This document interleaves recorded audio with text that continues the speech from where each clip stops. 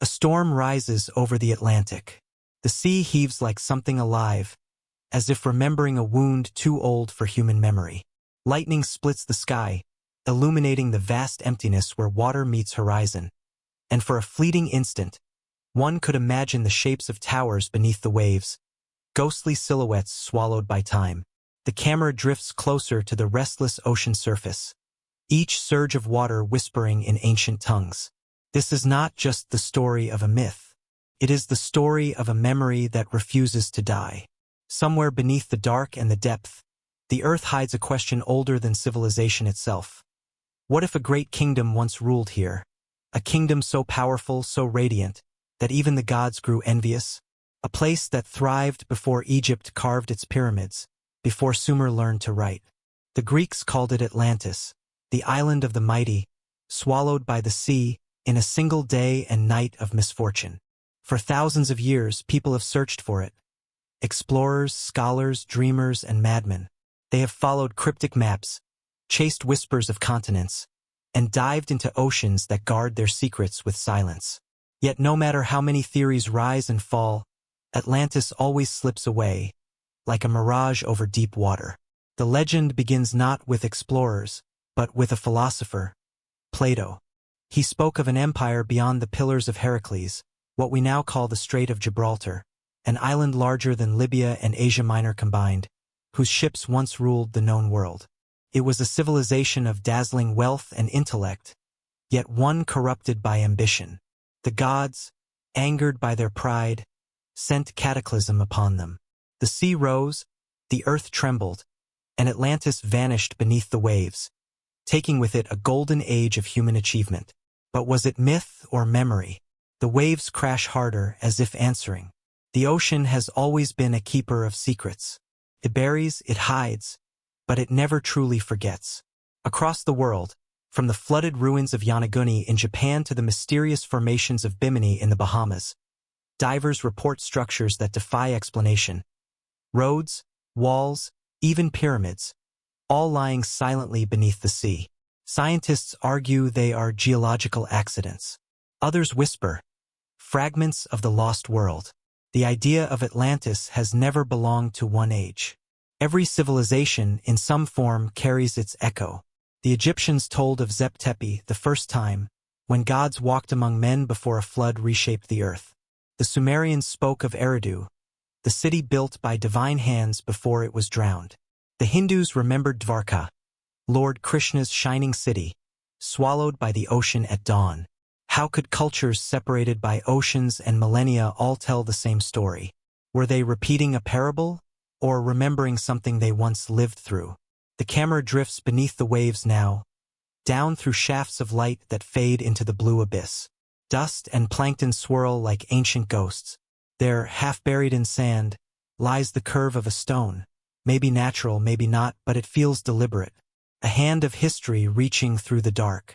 In the distance, a shadowy outline, too symmetrical to be chance. The narrator's voice lowers. How many times has the earth rewritten itself, erasing what came before? Science tells us that humanity's story is only a few thousand years old. That civilization began around 6,000 years ago.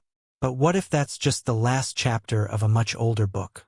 What if there was a world before the flood, a world advanced in ways we can barely imagine, and all that remains of it are myths mistaken for dreams? In 1882, Ignatius Donnelly wrote Atlantis, the antediluvian world, claiming that all known civilizations, Egypt, Greece, even the Americas, were children of Atlantis. His ideas were ridiculed, yet they inspired generations to look again at the oceans, to wonder if truth sometimes hides in legend's skin. Today, satellites, sonar, and archaeology continue that search, mapping the seafloor, tracing ancient coastlines that once lay dry before the seas rose. Each discovery feels like a whisper from the deep. You're getting closer. The sea is both womb and tomb. It gives life and it takes it back. Beneath its surface lies not just biology, but memory. The silted bones of ancient forests, the ruins of forgotten ports, the traces of cities we can no longer name. The ocean does not lie. It waits. It watches us, as we, in turn, gaze into its mirror, hoping to see what we lost. And perhaps that is why Atlantis endures, because it is not merely about where, but why. Why do we keep dreaming of lost golden ages? Why do we believe something great once stood before us, only to fall? Maybe the story of Atlantis survives because it mirrors something deep in our nature, the rise and ruin written into every human heart. Every civilization builds, conquers, reaches for the heavens, until the tide comes. As thunder rolls over the horizon, the waves calm, their rage subsiding into quiet rhythm. The storm ends as it began, with silence. But beneath that silence, the question remains, vast and unending. What if Atlantis was real? What if, buried under miles of water and sand, lie the remnants of a civilization that once changed the world, and whose fall changed everything that came after? The screen fades to black. Only the whisper of the ocean remains. Then, the voice returns, soft, measured, almost reverent. The sea remembers, the earth remembers, and somewhere beneath both, perhaps, so do we. The story of Atlantis begins, not with a sailor or a conqueror, but with a philosopher seated beneath the marble colonnades of ancient Athens. Around 360 BCE, Plato wrote 2 dialogues, Timaeus and Critias, conversations that would outlive empires. Within them, between the discussions of creation and virtue, he placed a story so strange, so haunting, that even his students questioned if it was metaphor or memory. It was the tale of a great island empire, beyond the pillars of Heracles, that had risen to rule the known world before being swallowed by the sea in a single night. The legend, he said, was not his own invention. It was ancient when Athens was young. Plato claimed to have heard the story through his ancestor Solon, the famed lawgiver of Athens. Solon, while traveling in Egypt, had visited the temple of Neith in Sais. There, the high priests told him that Greece's history was but a fragment, that the true story of mankind stretched back far beyond what the Hellenes remembered. They spoke of cataclysms that had erased whole civilizations, floods and fires that left only scattered survivors. Among these forgotten ages, one stood supreme, a mighty island kingdom that had once defied the gods. That kingdom, they said, was Atlantis. Solon brought the tale home, intending to immortalize it in verse, but he never did. 2 centuries later, Plato revived it, preserving in philosophy what history could not. In Timaeus, he describes Atlantis as a marvel of divine proportion, a land of concentric rings, alternating sea and earth, crowned by a shining capital at its heart. Its kings were descended from Poseidon himself, who had loved a mortal woman and divided the island among their 10 sons. They built palaces of silver and orichalcum, a metal more precious than gold, and raised temples whose spires caught the light of dawn. Canals crossed the land in perfect symmetry. Harbors brimmed with ships. Markets overflowed with wealth. It was a world of abundance, order, and divine favor. Yet beneath its beauty, pride began to bloom. As generations passed, the Atlanteans grew hungry for power. They extended their dominion across the sea, conquering lands from Africa to Europe, until only Athens stood against them. And here Plato shifts the tone. The gods, seeing their corruption, withdrew their blessing. Earthquakes tore the ground, fires rained from the sky, and in one dreadful night, the island sank beneath the ocean, leaving behind only memory and myth. This, Plato wrote, is why the sea beyond the Straits of Heracles is now impassable, for it is choked with mud and shoals left by the vanished island. For centuries, scholars have debated what Plato meant. Was it allegory, a moral parable about hubris, written to mirror his philosophical ideals? Or was he preserving a fragment of truth too old to verify? Some point to the dialogue structure, its deliberate, methodical tone, as evidence that he treated Atlantis as history, not fiction. Others argue that Plato used the story to embody his belief in cyclical decay, the rise and fall of moral societies.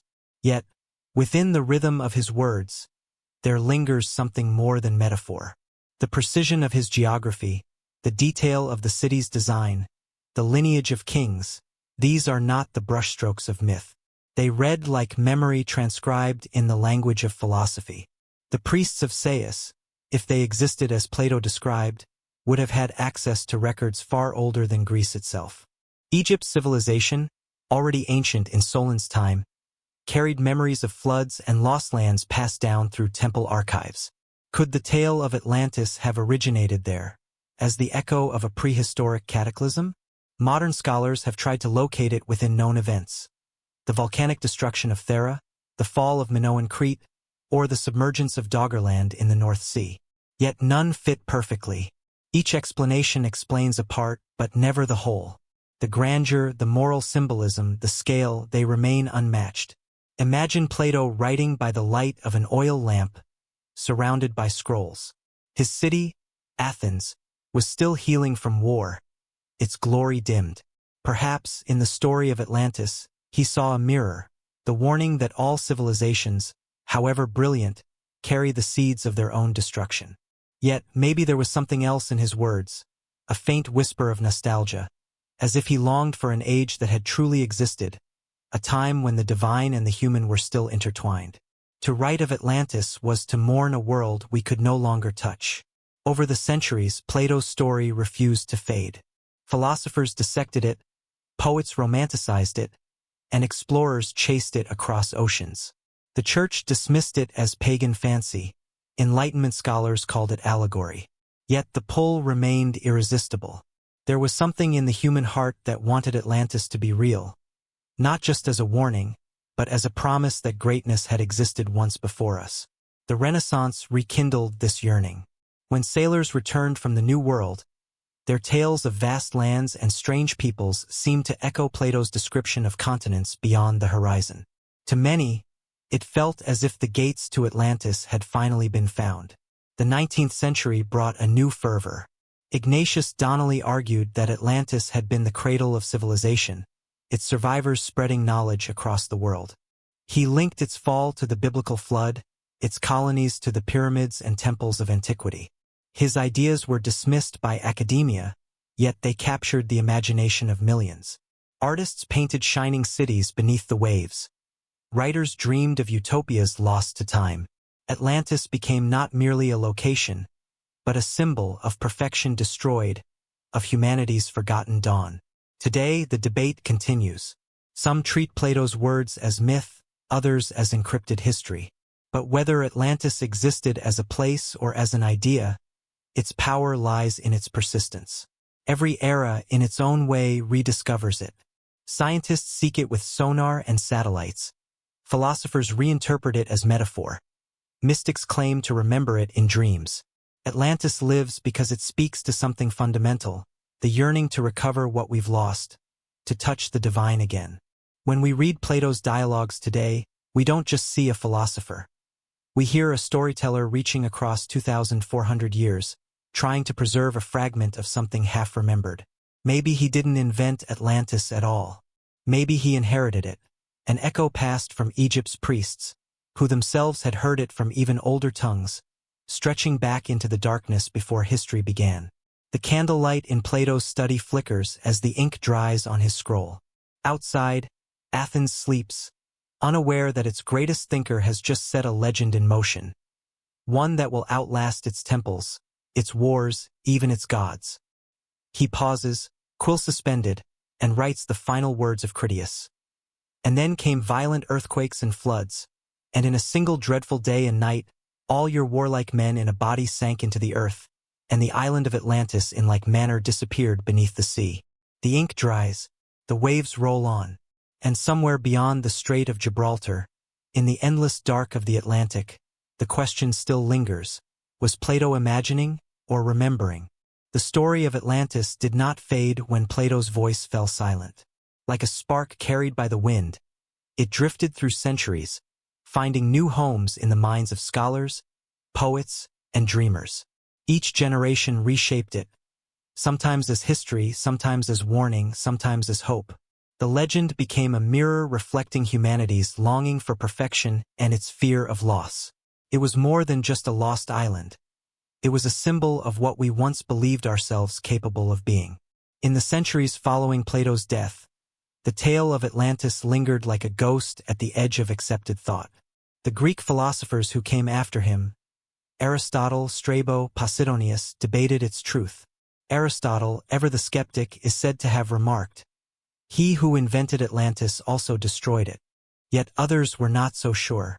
Posidonius, a Stoic thinker and geographer, believed that Plato's description contained grains of real geography, distorted by time. Even Pliny the Elder, the great Roman naturalist, spoke of lands once above water now swallowed by the sea. Beneath their reasoned words, one hears a quiet unease.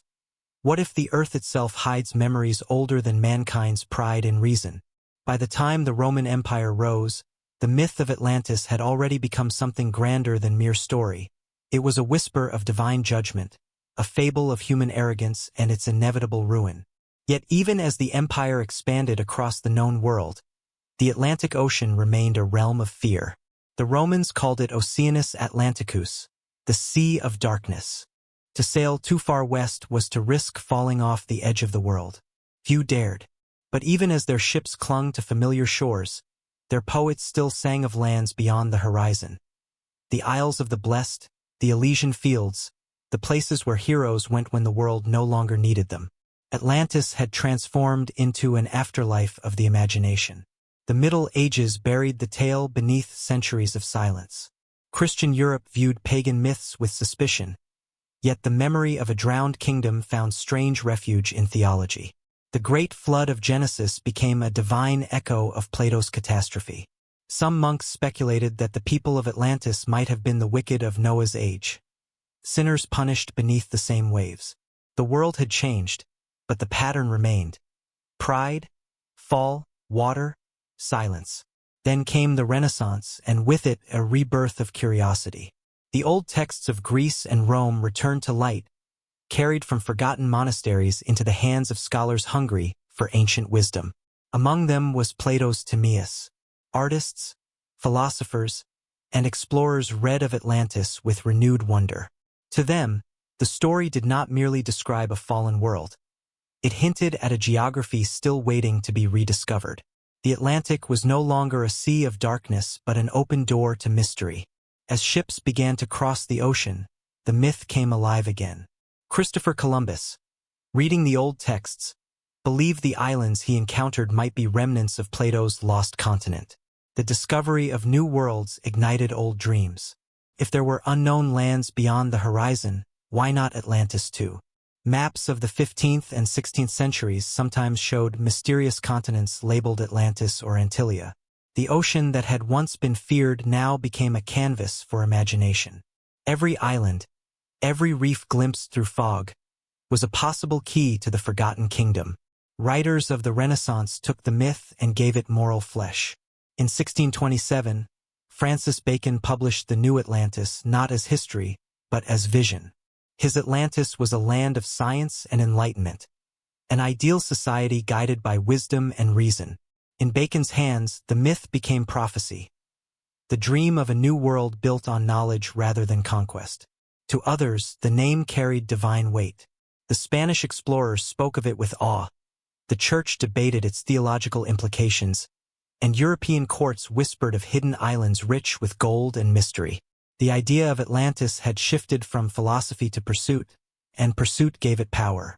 By the Enlightenment, the legend had matured into obsession. Scholars compared flood myths from every culture, wondering if they shared a common origin. Could Plato's story have recorded a real prehistoric catastrophe? Some proposed the volcanic destruction of Santorini as its source, others the shifting continents of the Atlantic. Yet even as science advanced, the legend refused to bow. In fact, the more the world was mapped, the more irresistible Atlantis became. The entire Earth could be explored, and still something enormous might remain hidden beneath the waves. By the 19th century, industrialization had made the world feel smaller, more predictable. People craved mystery again.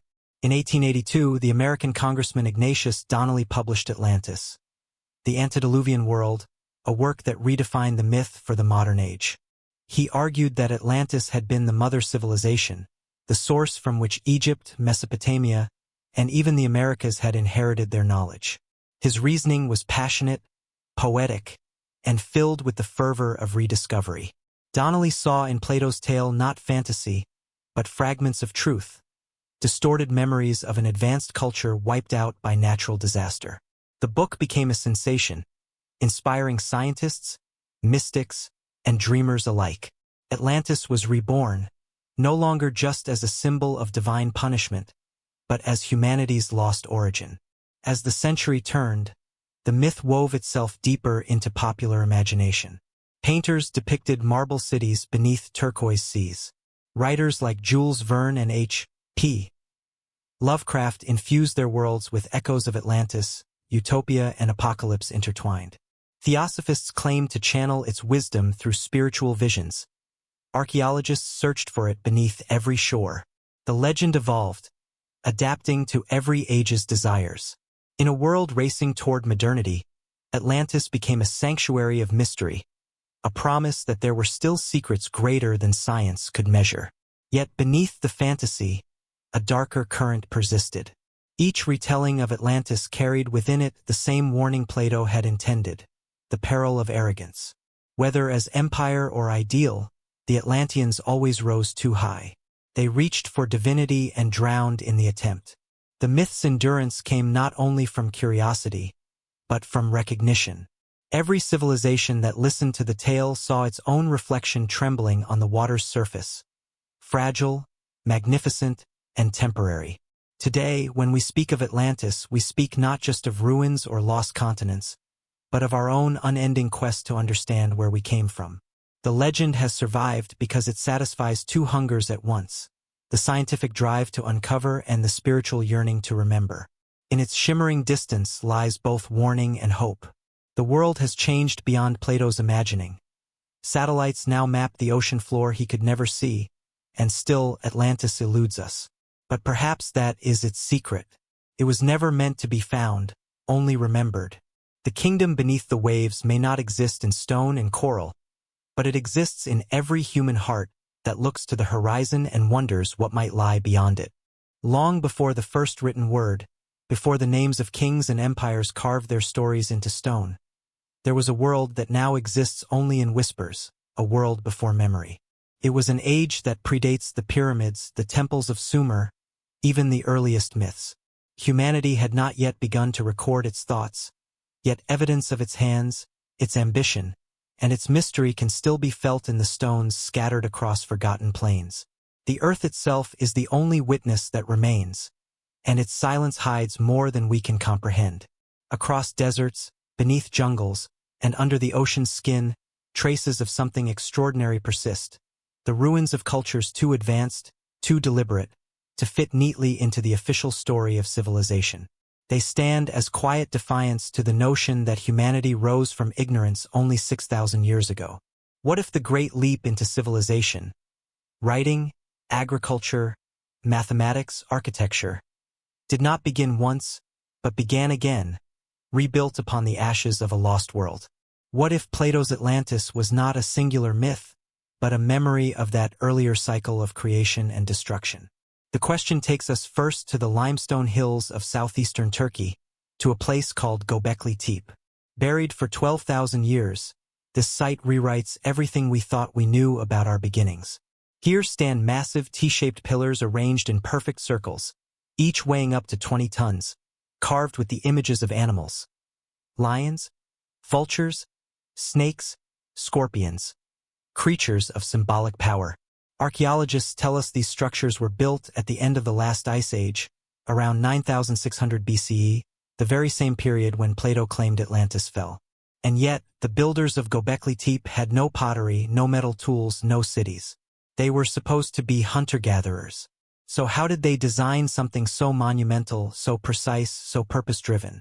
Who taught them geometry, alignment, and sacred proportion? The more we uncover, the deeper the mystery grows. Ancient DNA studies and new excavations reveal that the first true agricultural revolution began shortly after Göbekli Tepe was abandoned. It is as if someone or something had taught humanity the secrets of civilization, then vanished. A teacher race, or perhaps survivors from an earlier epoch. The thought lingers like smoke in the cold air of history. Thousands of miles away, on the coast of India, another city sleeps beneath the tide. Off the shore of modern Dvarka, Divers have found ruins that stretch for miles. Stone walls, pillars, streets laid in patterns that match the oldest Hindu myths. The texts speak of Lord Krishna's shining city, Dvarka, more splendid than the sun, swallowed by the sea when his era ended. For centuries it was treated as metaphor, a poetic vision of divine departure. But sonar mapping and underwater archaeology reveal an unsettling truth. There was once a city there, built thousands of years earlier than previously imagined, drowned by a sudden rise in sea level. Myth, it seems, remembers better than history. Then there are the megaliths, the silent guardians of a forgotten age. From the massive stone circles of Nabta Playa in Egypt's western desert, aligned with the stars, to the colossal blocks of Baalbek in Lebanon, each weighing hundreds of tons, there exists a pattern, a language of stone that predates any known empire. The same precision, the same celestial logic appears across continents. Were these coincidences or remnants of a shared legacy? Could the builders of these marvels have been inheritors of an ancient knowledge, fragments of a civilization that vanished long before Sumer and Egypt were born? As the Ice Age drew to its end around 12,000 years ago, the Earth experienced chaos. Glaciers melted, oceans rose, and entire coastlines disappeared. Vast tracts of land that had once connected continents, like Doggerland between Britain and Europe, were swallowed by the sea. What was once a fertile plain became a seabed. The same happened in Southeast Asia, where the Sunda Shelf vanished beneath the waves, erasing what could have been thousands of miles of human habitation. If an advanced culture had flourished before that cataclysm, most of its cities would now lie beneath hundreds of feet of water, beyond the easy reach of archaeologists. In South America, high atop the Andean Plateau, lies the ruin of Tiwanaku, a city that seems to belong to no known period. Its stones are carved with mathematical precision, some interlocking like the pieces of a machine. Local legends say it was built by the gods in a single night, before a flood swept across the world. Even its orientation suggests a knowledge of the heavens far beyond the capabilities of early humans. And just as at Göbekli Tepe, its date keeps pushing back further into the mist of prehistory. Everywhere we look, the story repeats. Civilizations appearing suddenly, as if remembering rather than inventing the tools of their greatness. Agriculture, architecture, astronomy, all emerging with shocking maturity, as though they were gifts rather than discoveries. How could this be? Did we, as Plato suggested, inherit the legacy of a world lost to water and fire? A world that fell when the heavens themselves turned against it? Modern science, cautious and methodical, struggles with such ideas. It demands evidence carved in stone and written in text. But what if that evidence lies beneath miles of sediment and salt water? The oceans conceal 95% of their ancient coastlines, the places where humanity once thrived.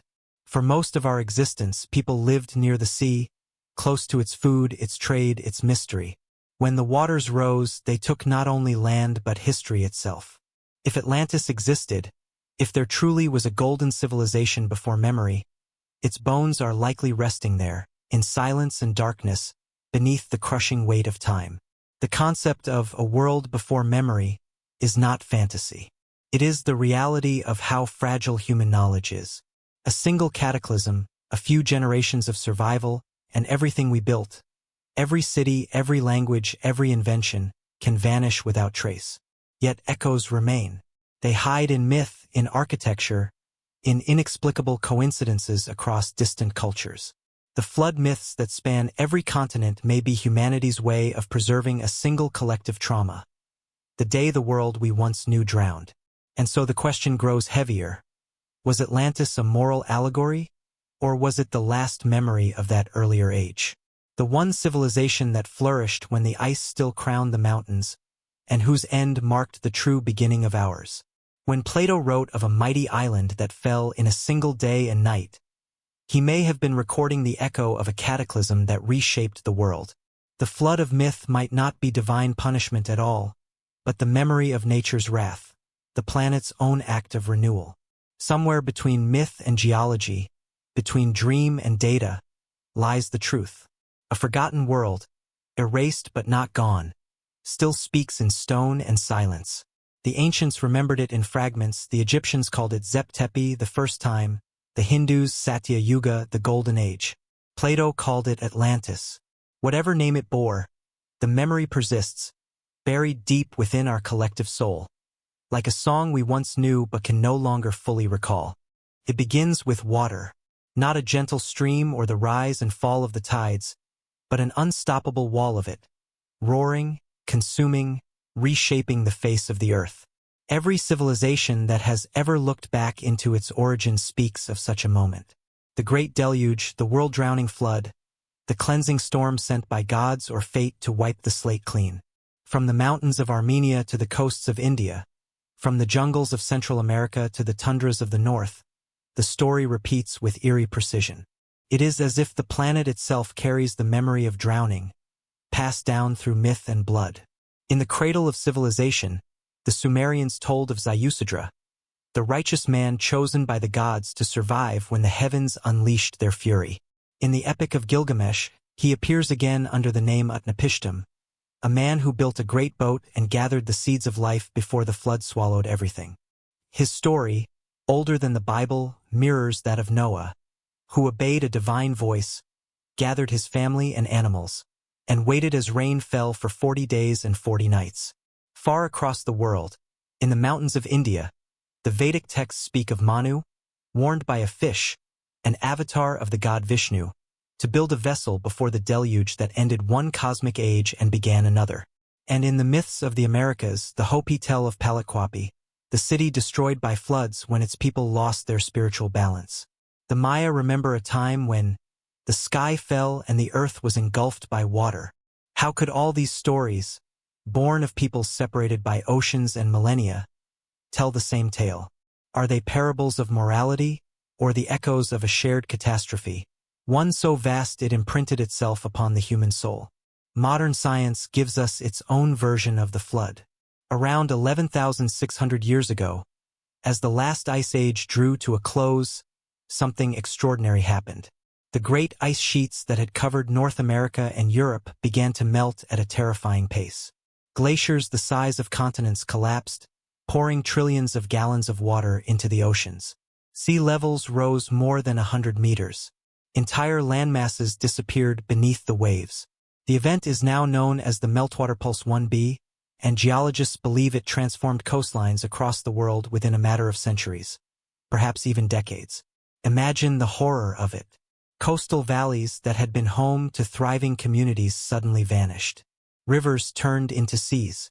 Mountains became islands. For people living then, it must have felt like the wrath of the gods, the end of the world.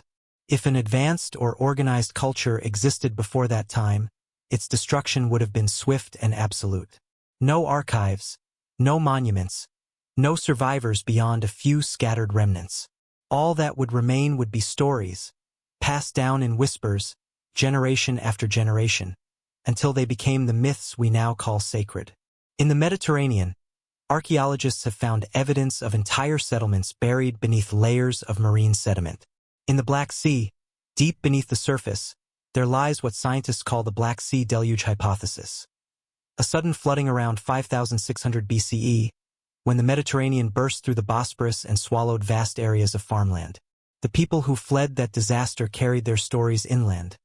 Tales of a flood so great it covered mountains. Was this the event that later became the biblical flood? Or was it just one echo of a far older, global cataclysm that had already happened thousands of years before? Some researchers, like geologist Robert Schoch, propose that the Sphinx and its surrounding enclosure in Egypt bear water erosion marks far older than the reign of the pharaohs. If true, it means a civilization capable of building the Sphinx existed before the end of the last ice age, and perished when the rains came. Others point to ancient shorelines found hundreds of feet below today's seas, showing where rivers once flowed and cities might have stood. The evidence is mounting. Our world has been drowned before. In ancient Mesopotamia, the flood was not just a punishment but a boundary, the dividing line between the age of gods and the age of men.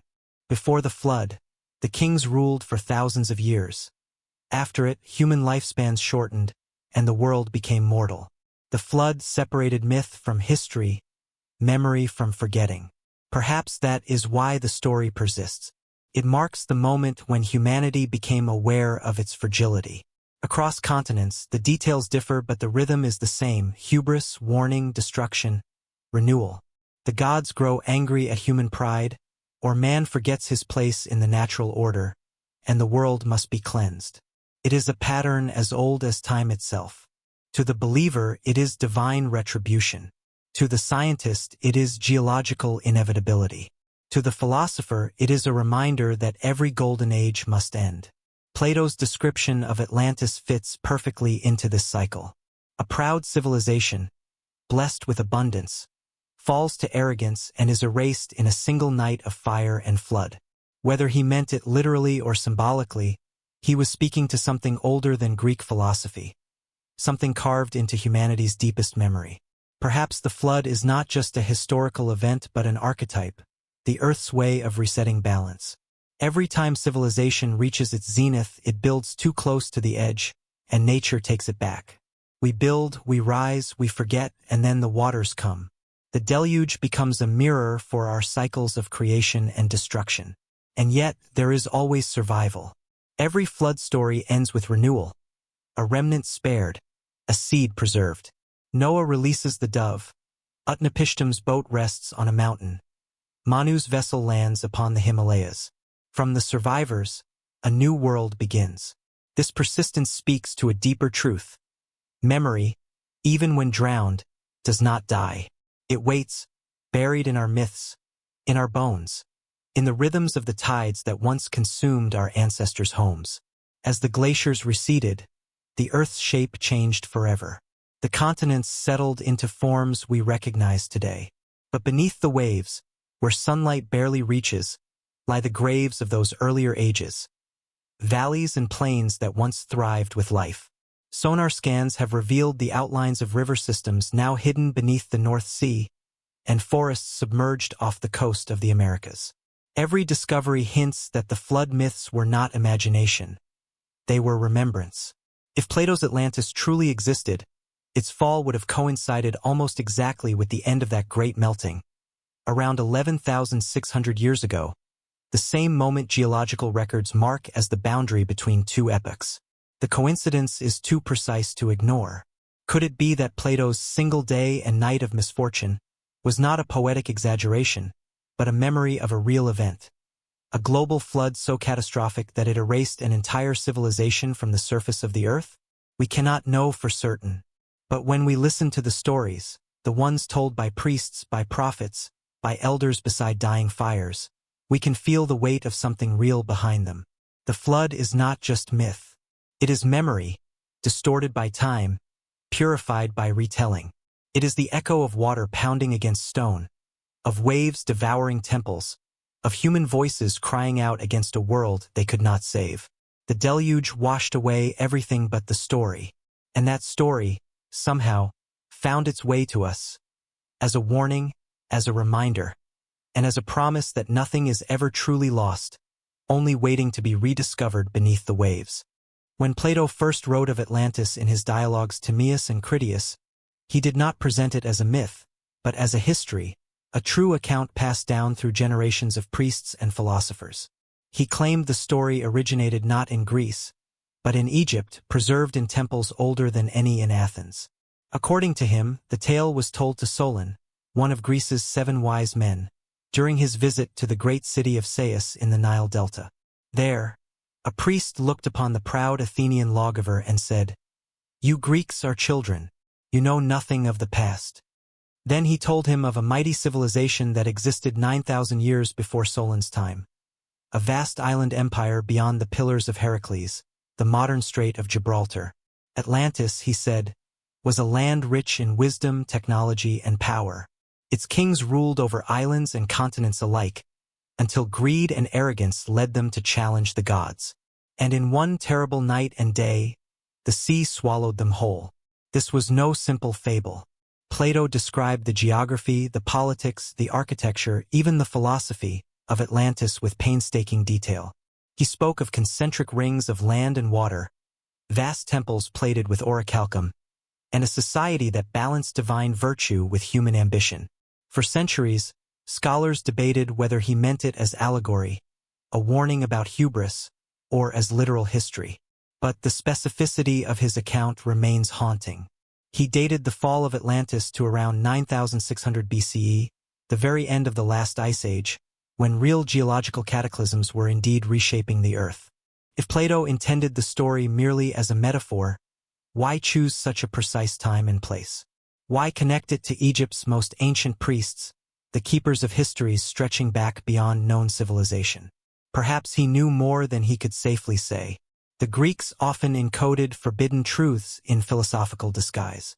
Atlantis may have been his way of preserving a secret whispered by older cultures, one that the world was not yet ready to believe. Plato's description of Atlantis is strangely familiar when compared to what modern archaeology has revealed about lost civilizations. He spoke of an advanced society, wealthy from trade, surrounded by natural harbors and fertile plains. Its people possessed a mastery of engineering, irrigation, and architecture that rivaled the greatest empires of recorded history. But they grew corrupt, he wrote, filled with unholy ambition, and sought to subdue the world. The gods, angered by their arrogance, unleashed destruction upon them. In a single day and night, Atlantis disappeared beneath the sea, leaving behind only memory and myth.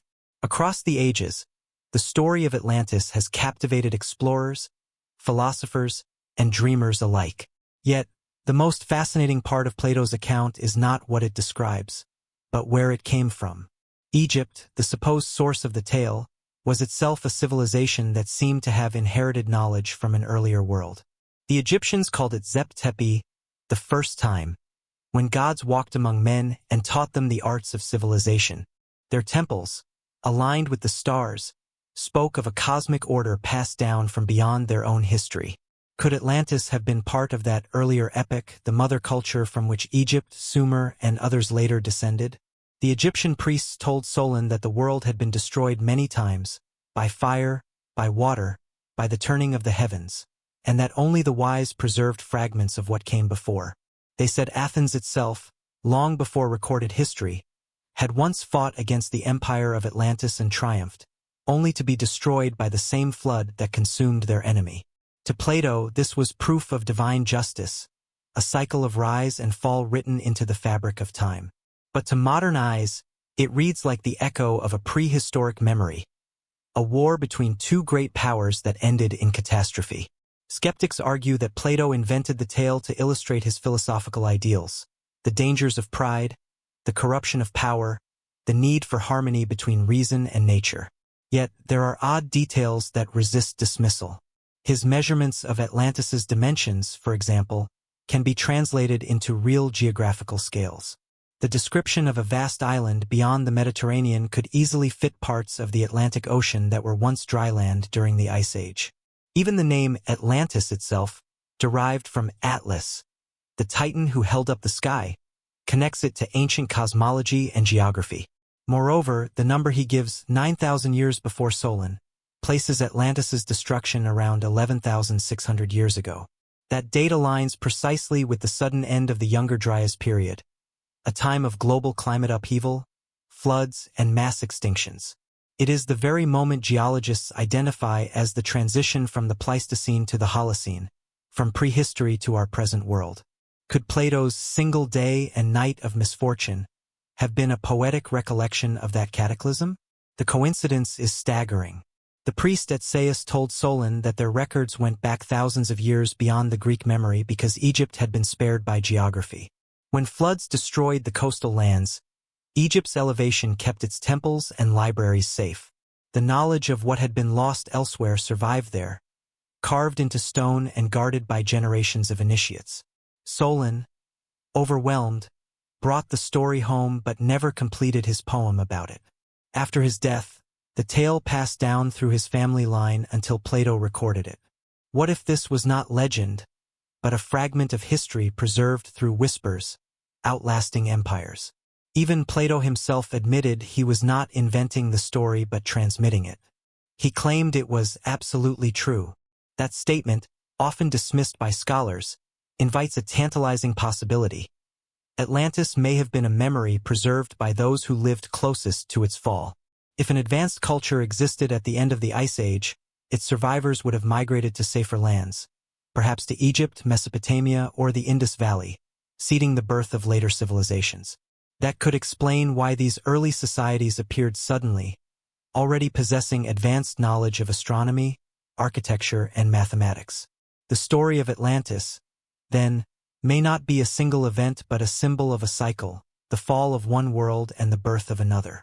It is not just about an island swallowed by the sea, but about the fragility of all human achievement.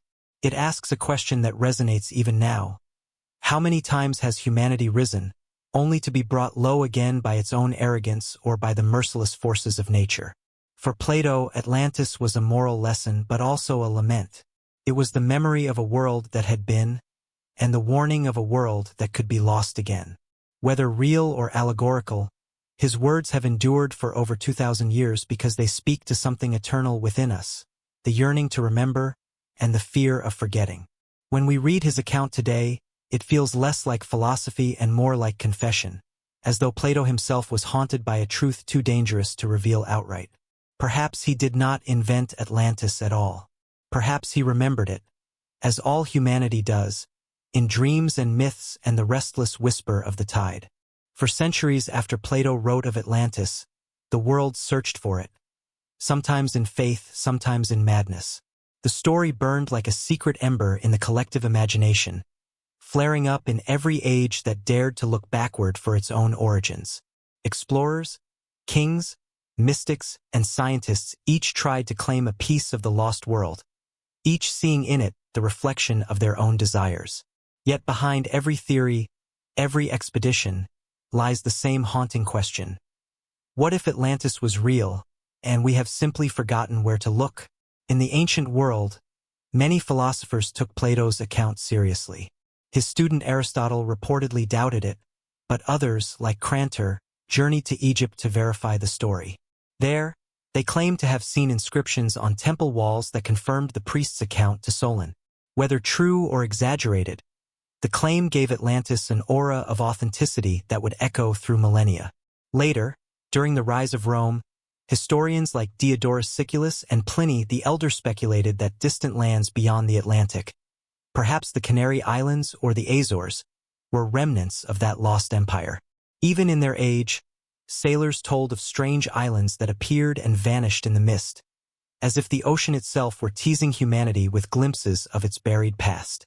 When the age of exploration dawned, the myth of Atlantis found new life. As Columbus and others sailed west into the unknown, many believed they were venturing toward the very lands Plato had described.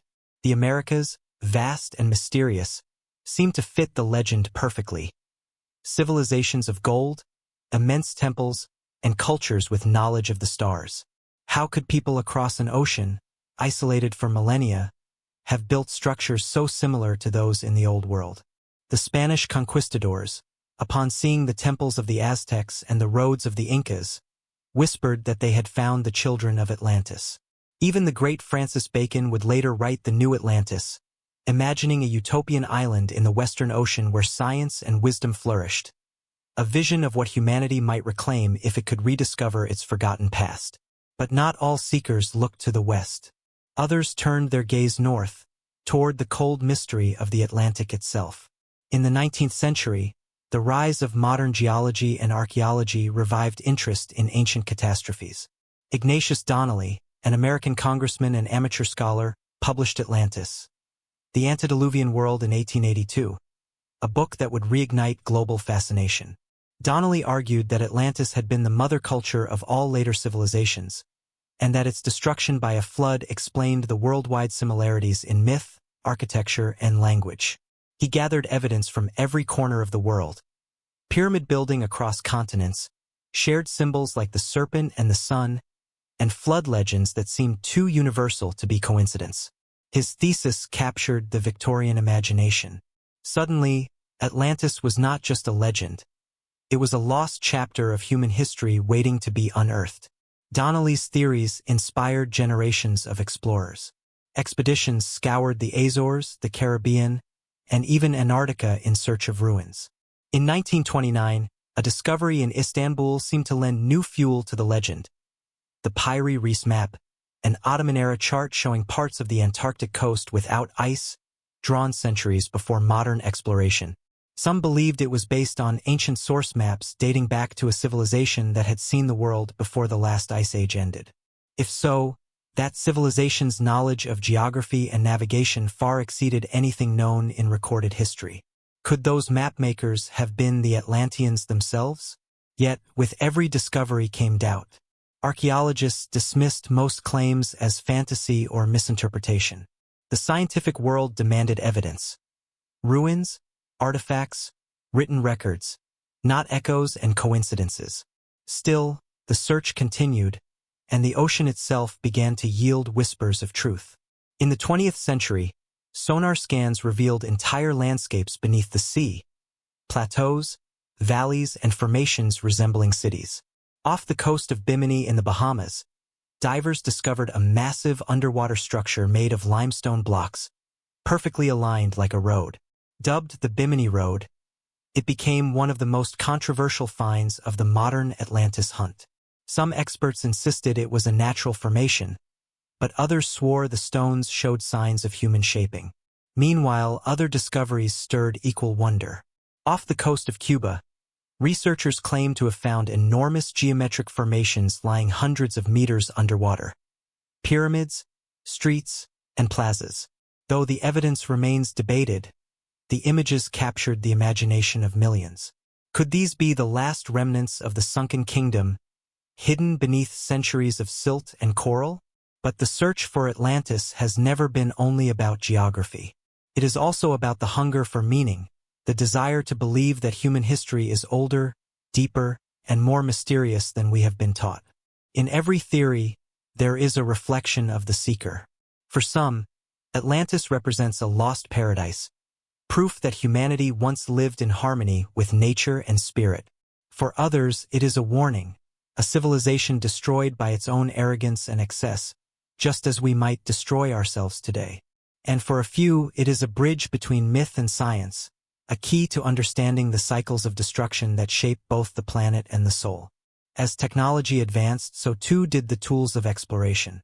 Satellite imagery, oceanic mapping, and geological analysis began to reveal submerged landscapes that had once been dry land, the kind of terrain where great cities might once have stood.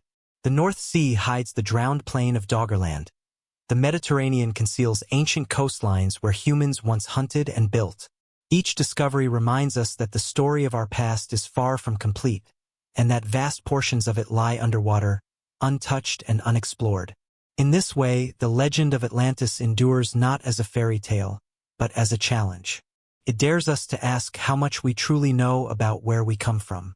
It forces science to confront the limits of its own timeline. Every time a new ruin is uncovered, every time a new ancient structure is dated thousands of years earlier than expected, the shadow of Atlantis looms larger. But perhaps the real mystery is why the story refuses to die. Cultures have risen and fallen. Religions have come and gone, yet Atlantis remains. It is more than a place.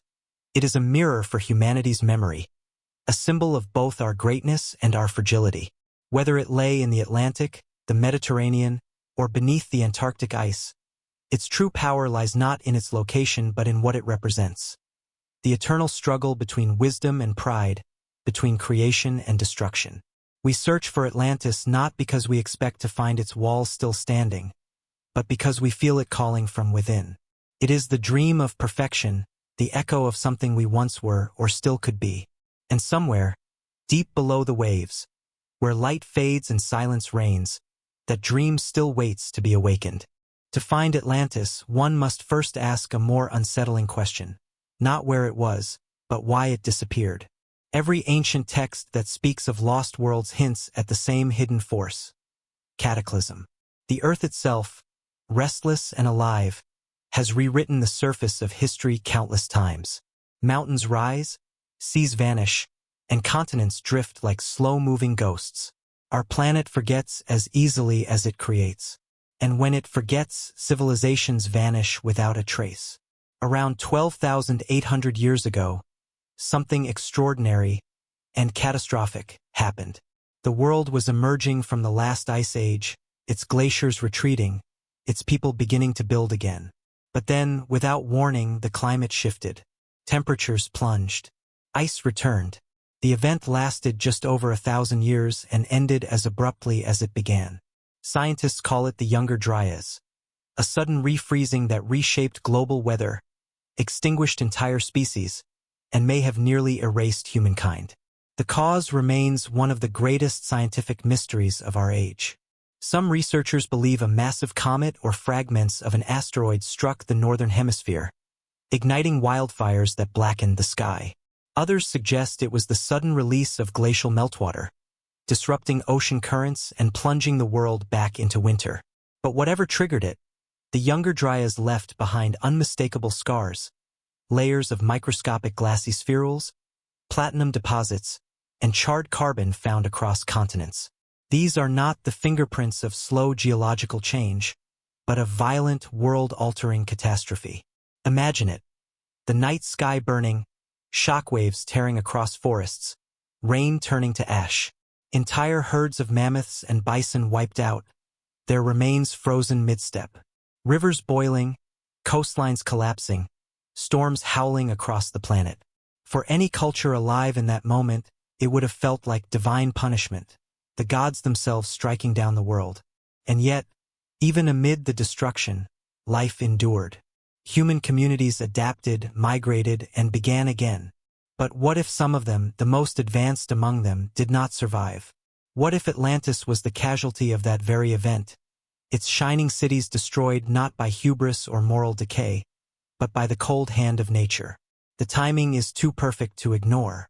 Plato places the fall of Atlantis around 9,600 BCE, precisely when the Younger Dryas ended and global sea levels began their most rapid rise. Within a few centuries, the oceans had climbed hundreds of feet, swallowing coastlines, erasing islands, and flooding river valleys.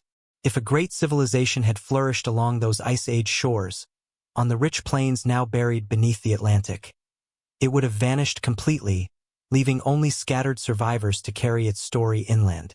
Modern science supports the scale of this devastation. Ancient shorelines have been found hundreds of meters below the ocean's surface. Sonar scans reveal submerged mountain ranges and plateaus that once stood above water. Off the coasts of India, Japan, and the Americas, archaeologists have uncovered ruins far older than previously thought possible. These were not random rock formations. They were built, planned, aligned, and then drowned. The evidence paints a haunting picture. Between 12,000 and 10,000 years ago, the world quite literally changed shape. Some scholars now suggest that the melting of the North American ice sheets released so much water that it overwhelmed the global climate system. The meltwater pulse, a surge that raised sea levels by as much as 20 meters in a few centuries, would have submerged coastal settlements worldwide. Entire populations would have fled inland, carrying with them fragments of lost knowledge. Myths of floods, of gods, of fallen empires. The flood myths of the Sumerians, the Maya, the Hindus, and the Greeks all could be echoes of the same shared trauma. But the catastrophe was more than environmental. It was existential. For the survivors, the world must have seemed reborn, but also unfamiliar. The stars no longer matched the old alignments. The seasons shifted. Animals they once relied upon were gone. What had once been fertile land became ocean. In such a moment, a story like that of Atlantis, a proud civilization destroyed overnight, would not just have been legend. It would have been memory. In recent decades, the Younger Dryas impact theory has gained traction thanks to discoveries across North America and Europe. Layers of melted rock, nanodiamonds, and elevated platinum concentrations suggest a cosmic collision unlike any seen in recorded history. If a comet or asteroid did strike Earth around 12,800 years ago, it could easily have triggered global fires, tsunamis, and climate chaos. The timing aligns almost perfectly with the collapse of the mysterious Clovis culture in North America and the beginning of the very flood period that Plato described. The idea that Atlantis could have been real and destroyed by this impact suddenly seems less far-fetched. It transforms the story from myth to memory, from philosophy to geology. The one day and night of misfortune becomes not a metaphor, but a literal description of cosmic disaster. And still, the evidence deepens. At the bottom of the Atlantic, scientists have found large magnetic anomalies and formations that some believe may indicate ancient landmasses now buried under miles of sediment. Oceanographers have mapped out the Mid-Atlantic Ridge, a vast underwater mountain range stretching from the Arctic to the southern oceans. Along its peaks are plateaus that, during lower sea levels, may have formed islands large enough to host civilizations. If Atlantis once existed anywhere, this ridge fits Plato's description: an island larger than Libya and Asia combined, lying beyond the Pillars of Heracles.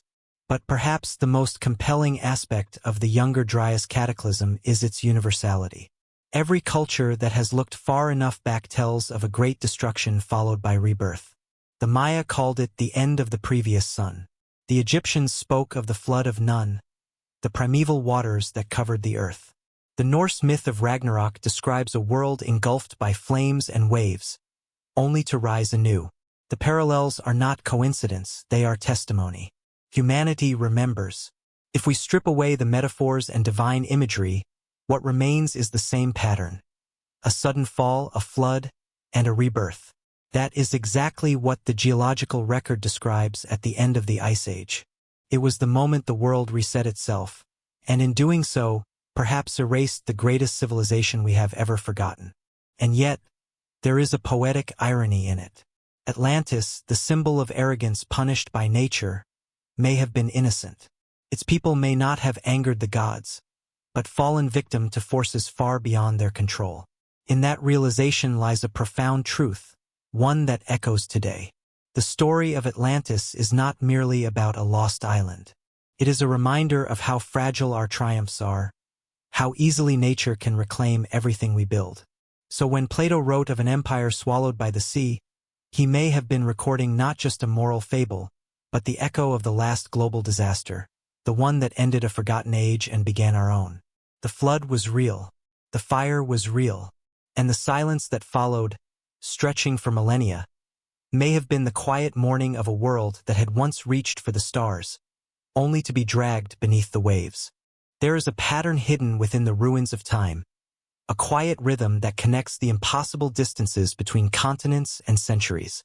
It is found in the way ancient cities align with the stars, in the uncanny symmetry of temples oceans apart, in the mathematical perfection of monuments that should not have existed at all. To the untrained eye, these are coincidences, but to those who study the silent language of ancient stone, they whisper a single unsettling question: how could so many ancient peoples have known the same truths? At the heart of this mystery lies geometry, sacred geometry, as it is often called. From Egypt to Mesoamerica, from the Indus Valley to the Andes, the same ratios, the same golden proportions appear again and again. The Great Pyramid of Giza, the Temple of the Sun in Teotihuacan, and even the lost city of Nan Madol in Micronesia are all aligned with celestial precision. Their builders seemed obsessed with the heavens, with solstices, equinoxes, and the slow procession of the stars across millennia. Yet, these civilizations were not supposed to have had the means to calculate such alignments. They were separated by oceans, by time, by culture, and still they built as though following the same blueprint. In Egypt, the pyramids mirror the belt stars of Orion, forming a celestial map that points toward the constellation believed to represent Osiris, god of resurrection.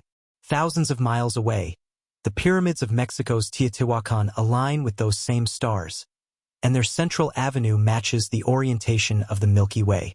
The odds of such alignment being coincidence are astronomical. Across the Pacific, the Moai statues of Easter Island stand watch over a sun path that mirrors the solstices. In Peru, the lines of Nazca stretch for miles in the desert, forming figures visible only from the sky, perhaps messages for gods, or for beings who once descended from them. Even older still is Göbekli Tepe in Turkey, its great circles of stone aligned to the star Sirius and the constellations of the southern sky. These were hunter-gatherers, supposedly primitive, yet they carved and placed 50-ton pillars with symbolic sophistication. The site's orientation matches that of structures built thousands of years later, as if humanity had inherited an ancient architectural language. Could all these shared designs point to a single source of knowledge, a mother civilization whose wisdom was scattered after a great fall? The idea is both thrilling and heretical. Mainstream archaeology insists there is no proof of such a civilization. Yet, the consistency is undeniable. Even the myths tell of divine teachers, culture bringers who emerged from the sea after the flood to rebuild humanity. In Sumer, they called him Oannes, the half-man, half-fish who rose from the Persian Gulf and taught writing, mathematics, and architecture. In Mesoamerica, the Maya spoke of Quetzalcoatl, the feathered serpent, who came from the east bringing knowledge of the stars and the calendar. In Egypt, Thoth, the god of wisdom, appeared after the chaos of the flood to restore balance and order. In every case, the story is the same. After a great cataclysm, the gods returned to teach humanity what it had forgotten.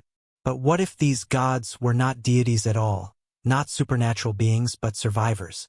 Perhaps they were the remnants of a lost civilization, the Atlanteans themselves, who, having seen their world destroyed, wandered to the corners of the earth, preserving fragments of their knowledge in myth and monument. They would have seemed divine to the scattered tribes they encountered, bearing the memory of lost science and celestial wisdom.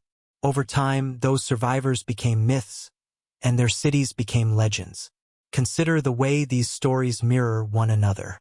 In every culture, the teacher figure arrives from the sea, bearing tools of knowledge. In every myth, he departs with a promise to return when the world is ready. The pattern is too perfect to ignore. These legends may be the cultural memory of those who rebuilt the world after Atlantis fell. Even linguistics offers strange clues. Across ancient languages, certain root words seem to echo Atla, Atlan, Aslan, Atlanta. In Nahuatl, the language of the Aztecs, Atl means water. A fitting coincidence for a culture that believed its ancestors came from a drowned homeland called Aslan. Could these words be distant echoes of the name Atlantis itself, carried unconsciously through the migrations of time? And then there is the mathematics. Ancient monuments share precise measurements based on the same constants. Pi, the golden ratio phi, and even values that mirror modern Earth geometry. The Great Pyramid's height compared to its base equals the same ratio as the radius to the circumference of the Earth. At Teotihuacan, the layout of the city encodes planetary distances. In Stonehenge, astronomical alignments mark eclipses and lunar cycles.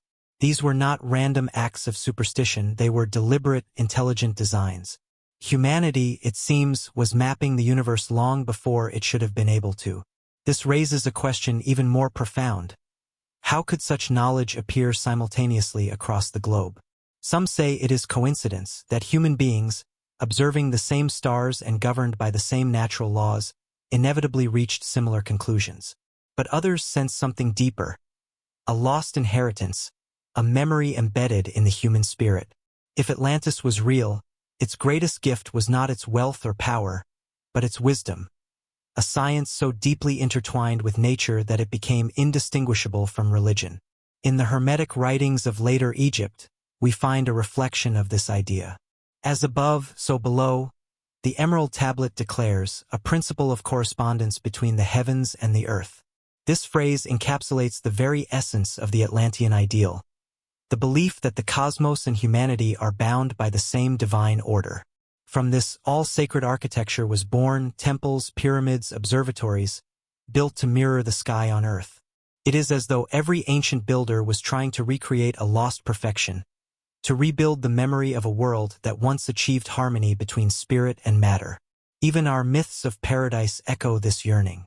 The Garden of Eden, the Elysian Fields, Shambhala, all describe a place of balance and enlightenment that humanity once knew and lost. In this way, Atlantis is not merely a sunken island, but a metaphor for that lost state of consciousness.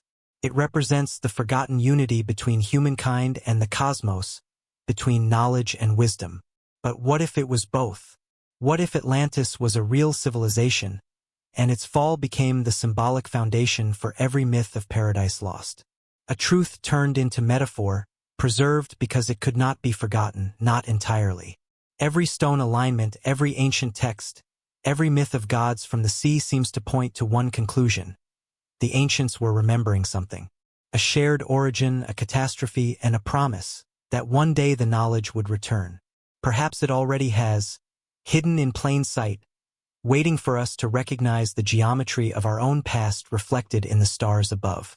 If we follow the trail of clues left scattered through myth and time, it leads us to one of the most tantalizing theories of all, that Atlantis may not have been across the Atlantic at all, but somewhere far closer to the cradle of our earliest civilizations. The Mediterranean, with its labyrinthine coasts and sunken ruins, has always held whispers of forgotten empires. Here, the line between legend and archaeology blurs, where the echoes of Plato's words seem to find new life beneath the waves. One name emerges again and again in this search: Santorini, or as the ancients called it, Thera. Today it is a crescent-shaped island in the Aegean Sea, a jewel of white cliffs and sapphire waters, but its beauty hides a violent past. Around 1600 BCE, Thera was shattered by one of the most powerful volcanic eruptions in human history. The explosion tore the island apart, sending shockwaves across the Mediterranean, triggering tsunamis that reached Crete and Egypt, and darkening the skies for months. For the people of that time, it must have felt like the wrath of the gods.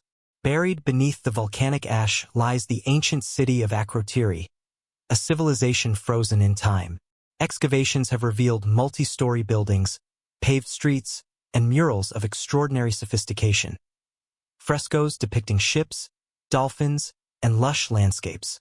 There are no bodies, no signs of panic. The people had time to flee, suggesting they knew something terrible was coming. Akrotiri was advanced, artistic, and maritime. Its people traded with Crete, Egypt, and beyond. Many archaeologists believe it was part of the Minoan civilization, centered on Crete, a society whose technology and wealth rivaled any in the ancient world. When the volcano erupted, it devastated that entire region. Crete was struck by waves over 40 meters high, destroying ports and crops. The Minoan palaces were crippled, their influence fading soon after. It was an apocalypse in miniature, an empire undone by the sea. To some scholars, this is the kernel of truth behind Plato's tale. The destruction of Thera, remembered and retold through generations, could have become the myth of Atlantis, a powerful island civilization swallowed by the ocean in a single day and night. The similarities are haunting. Plato described Atlantis as lying beyond the Pillars of Heracles, often interpreted as the Strait of Gibraltar. But in Greek thought, beyond could mean not only geographically west but conceptually outside the known world, a poetic direction toward the mysterious.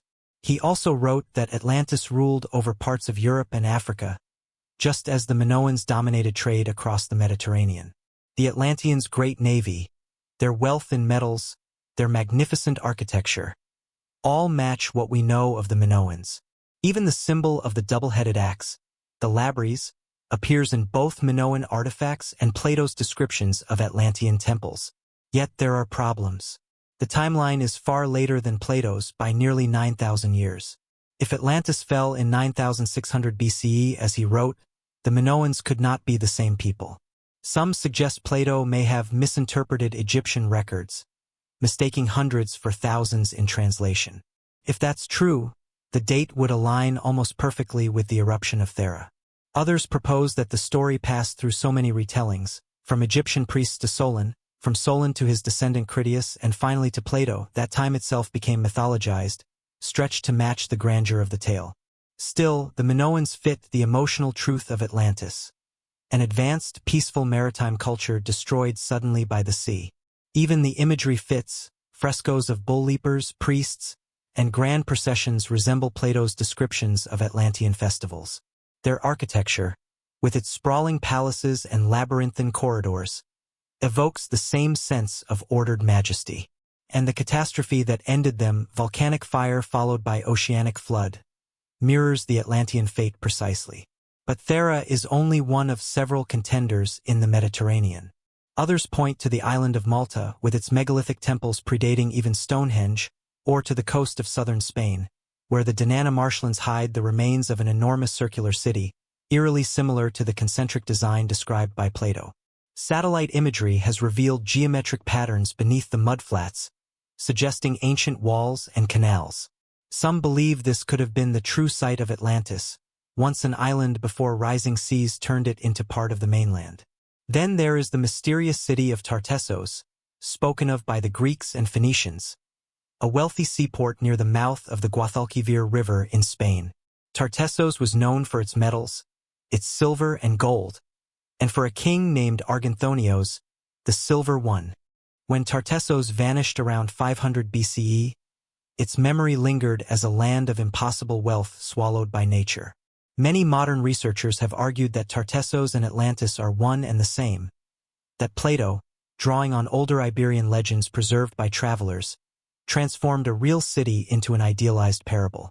Across the Mediterranean, evidence mounts of once thriving coastal civilizations erased by the sea. Submerged ruins near Cyprus, Sicily, and southern Greece suggest a pattern. Humanity repeatedly built its great cities near the water, and time and again, nature reclaimed them. Each disappearance left stories, and stories grew into myths.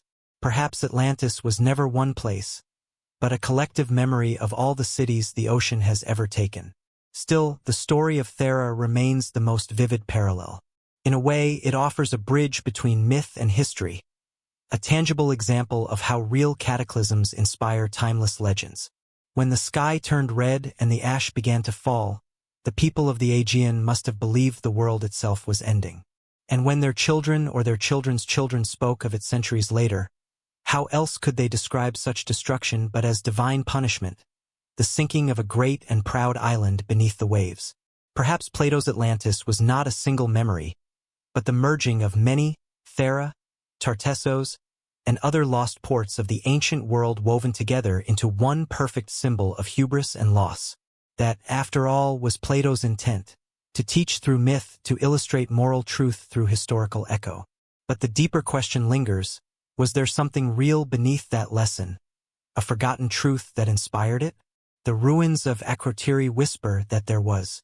Their walls, painted with the colors of life before the end, tell of a world at peace, connected by trade, guided by art and understanding, until the earth itself rebelled.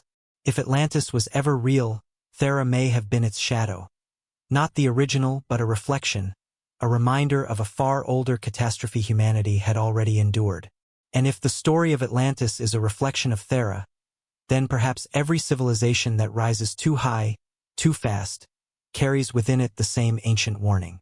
Fire from the earth, waves from the sea, silence after glory. The lesson repeats itself, written not in words but in the ashes and ruins beneath our feet. Far to the west of the Pillars of Heracles, the modern Strait of Gibraltar, the Atlantic Ocean stretches endlessly, vast and ancient, guarding its secrets in silence. It is here, beyond the reach of Mediterranean maps, that the heart of Plato's riddle truly lies. For centuries, explorers, mystics, and scientists alike have looked toward this expanse and asked the same question. If Atlantis ever existed, could it still lie hidden beneath these waves? The answer may not be as impossible as it seems. In the late 19th and early 20th centuries, oceanography was still in its infancy. As ships began to map the deep seabed with crude sonar and weighted lines, they discovered something astonishing.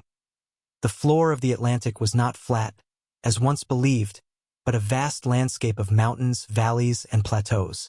Running like a spine down the center was a colossal underwater mountain chain, the Mid-Atlantic Ridge. To some, it was simply a geological formation. To others, it was evidence. Early researchers like Ignatius Donnelly, the American congressman turned scholar, seized upon this discovery with fervor. In his 1882 book Atlantis, The Antediluvian World, Donnelly proposed that the ridge was the remnant of a sunken continent, the last traces of Atlantis itself. His work, though ridiculed by academics, sparked a global obsession. Donnelly argued that the sudden collapse of this continent had sent shockwaves around the world, explaining not only flood myths but the dispersion of advanced culture to Egypt, Mesoamerica, and beyond. His ideas resonated because they seemed to tie everything together: myth, geology, and the mysterious ruins scattered across the earth. As technology advanced, the allure of the Atlantic deepened. In the 1940s and 1950s, expeditions began mapping the ocean floor with sonar. They found not only the Mid-Atlantic Ridge but also curious plateaus and rises, places like the Azores Plateau, the Great Meteor Bank, and the Madeira Abyssal Plain.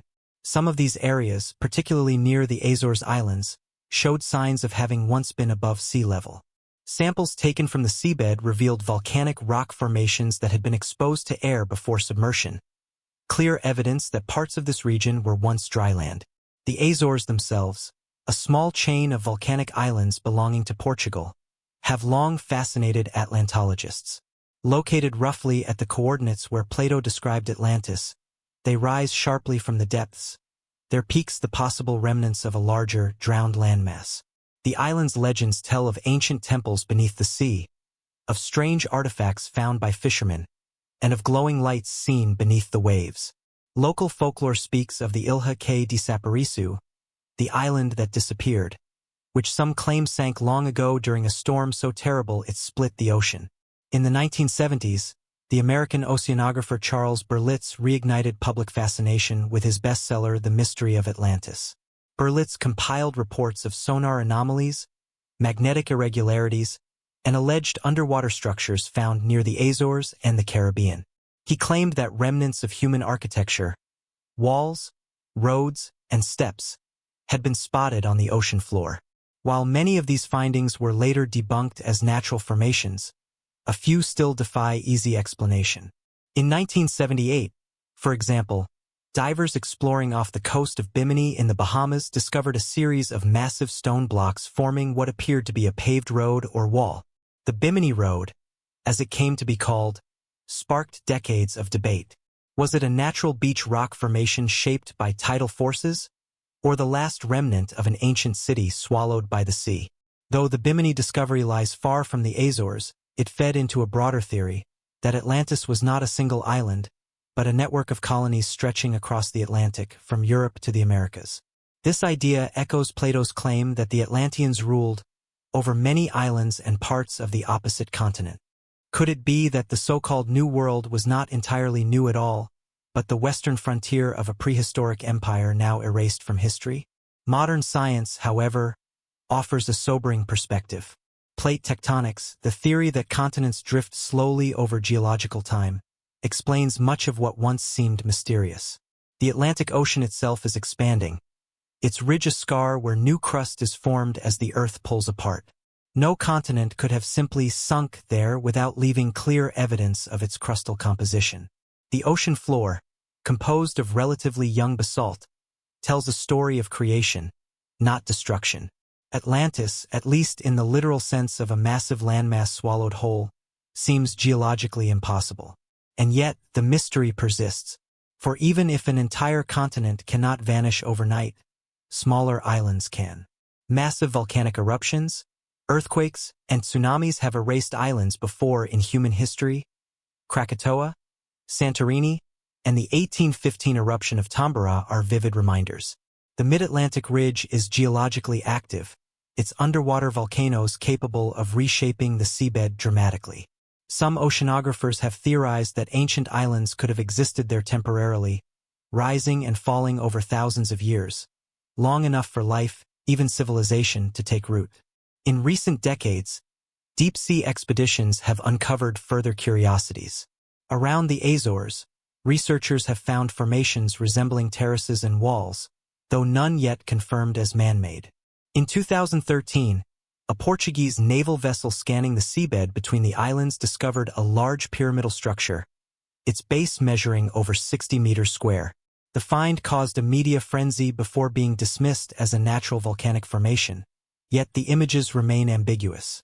Beneath the waves of the Atlantic, shaped by time and pressure, truth and illusion blur together like shifting light. What gives these theories their enduring power is not proof, but possibility. The Atlantic is vast and largely unexplored. Nearly 80% of its floor remains unmapped at high resolution.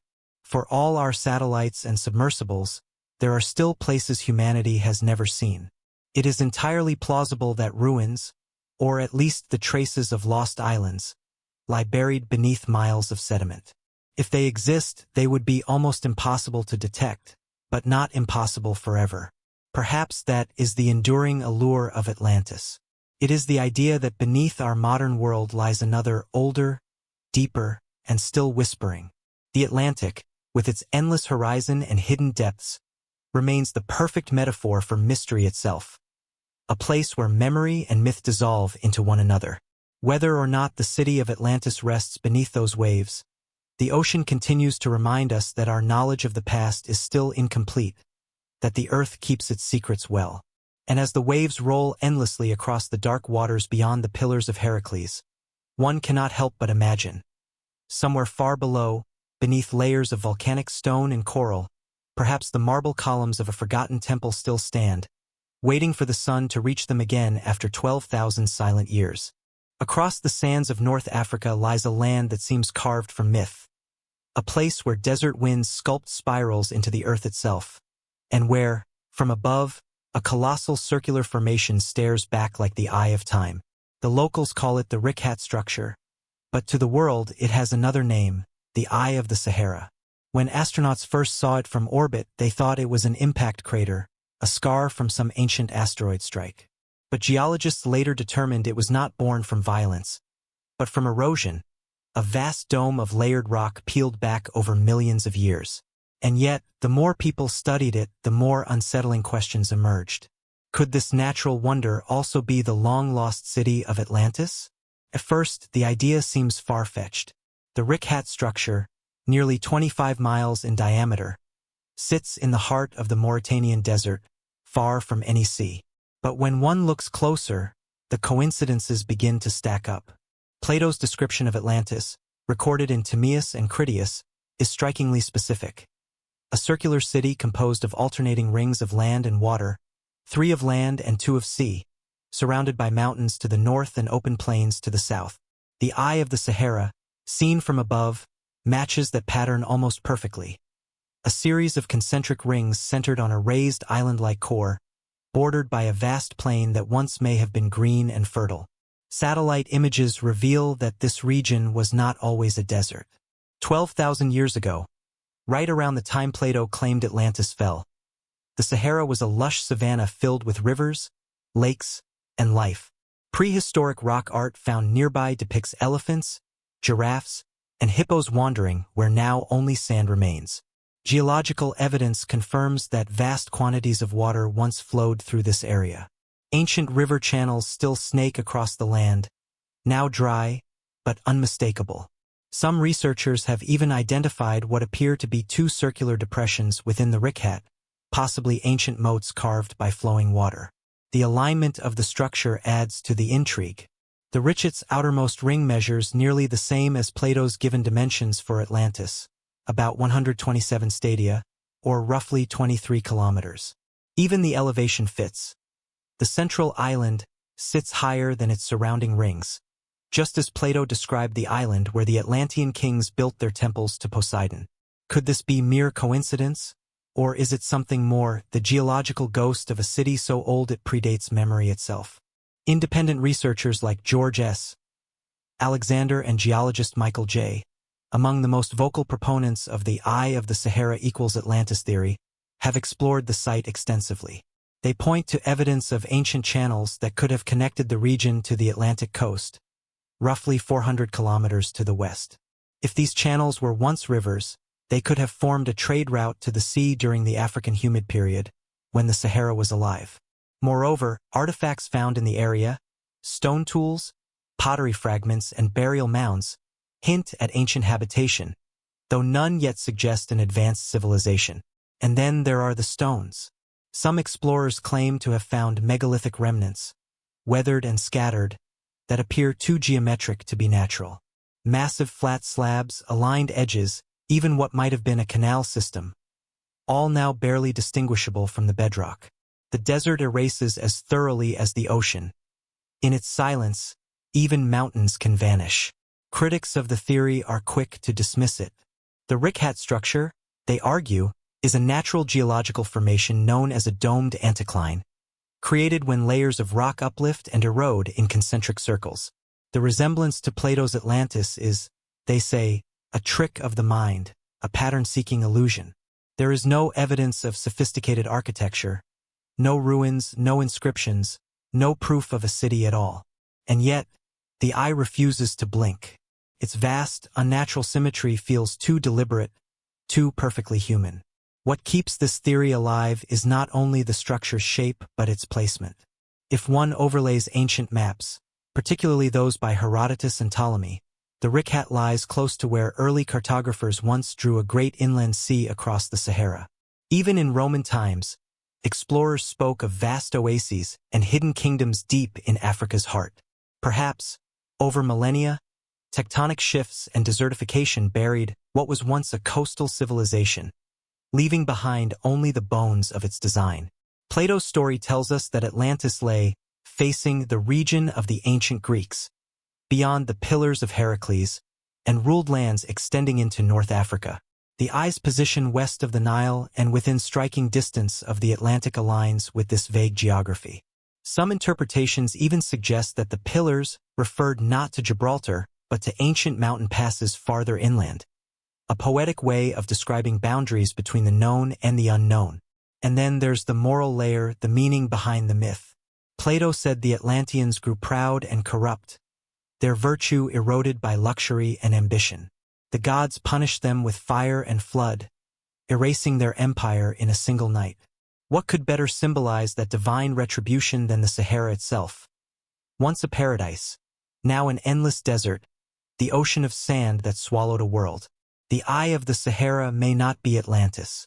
It may indeed be nothing more than an exquisite accident of geology. But the human imagination resists such neat conclusions. Standing on its outer ring, looking across the rippling heat toward its distant center, one cannot help but feel the weight of something ancient. The wind carries a faint roar, like the memory of waves long gone. The stones glimmer in the sun, eroded yet enduring. There is a sense of order in their placement, as if someone or something shaped them long ago. The truth may never be known. Yet, what makes the Richat theory so compelling is not only its visual similarity but its symbolism. It represents the convergence of nature and myth, the point where Earth itself becomes a storyteller. Whether carved by water, wind, or hand, the eye of the Sahara gazes back at us like a mirror, asking whether the lost world we seek is out there, or within us. Perhaps the reason Atlantis haunts our collective memory is because it's not only a place, but an idea.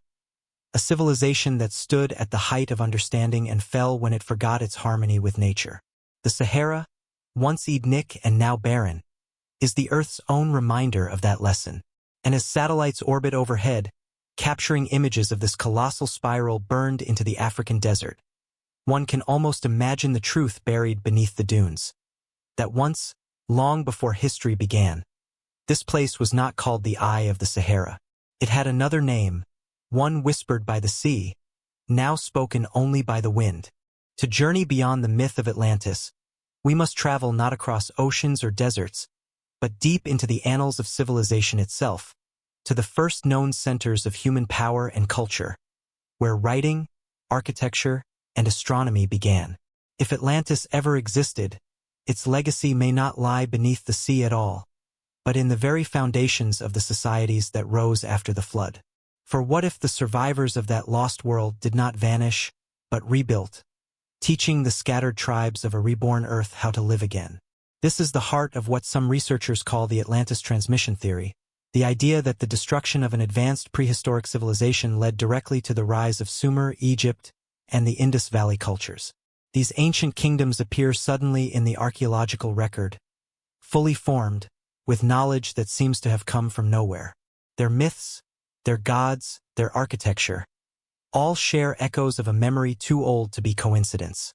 Let us begin with Sumer, the world's first recorded civilization, born in the fertile lands between the Tigris and Euphrates rivers around 4000 BCE.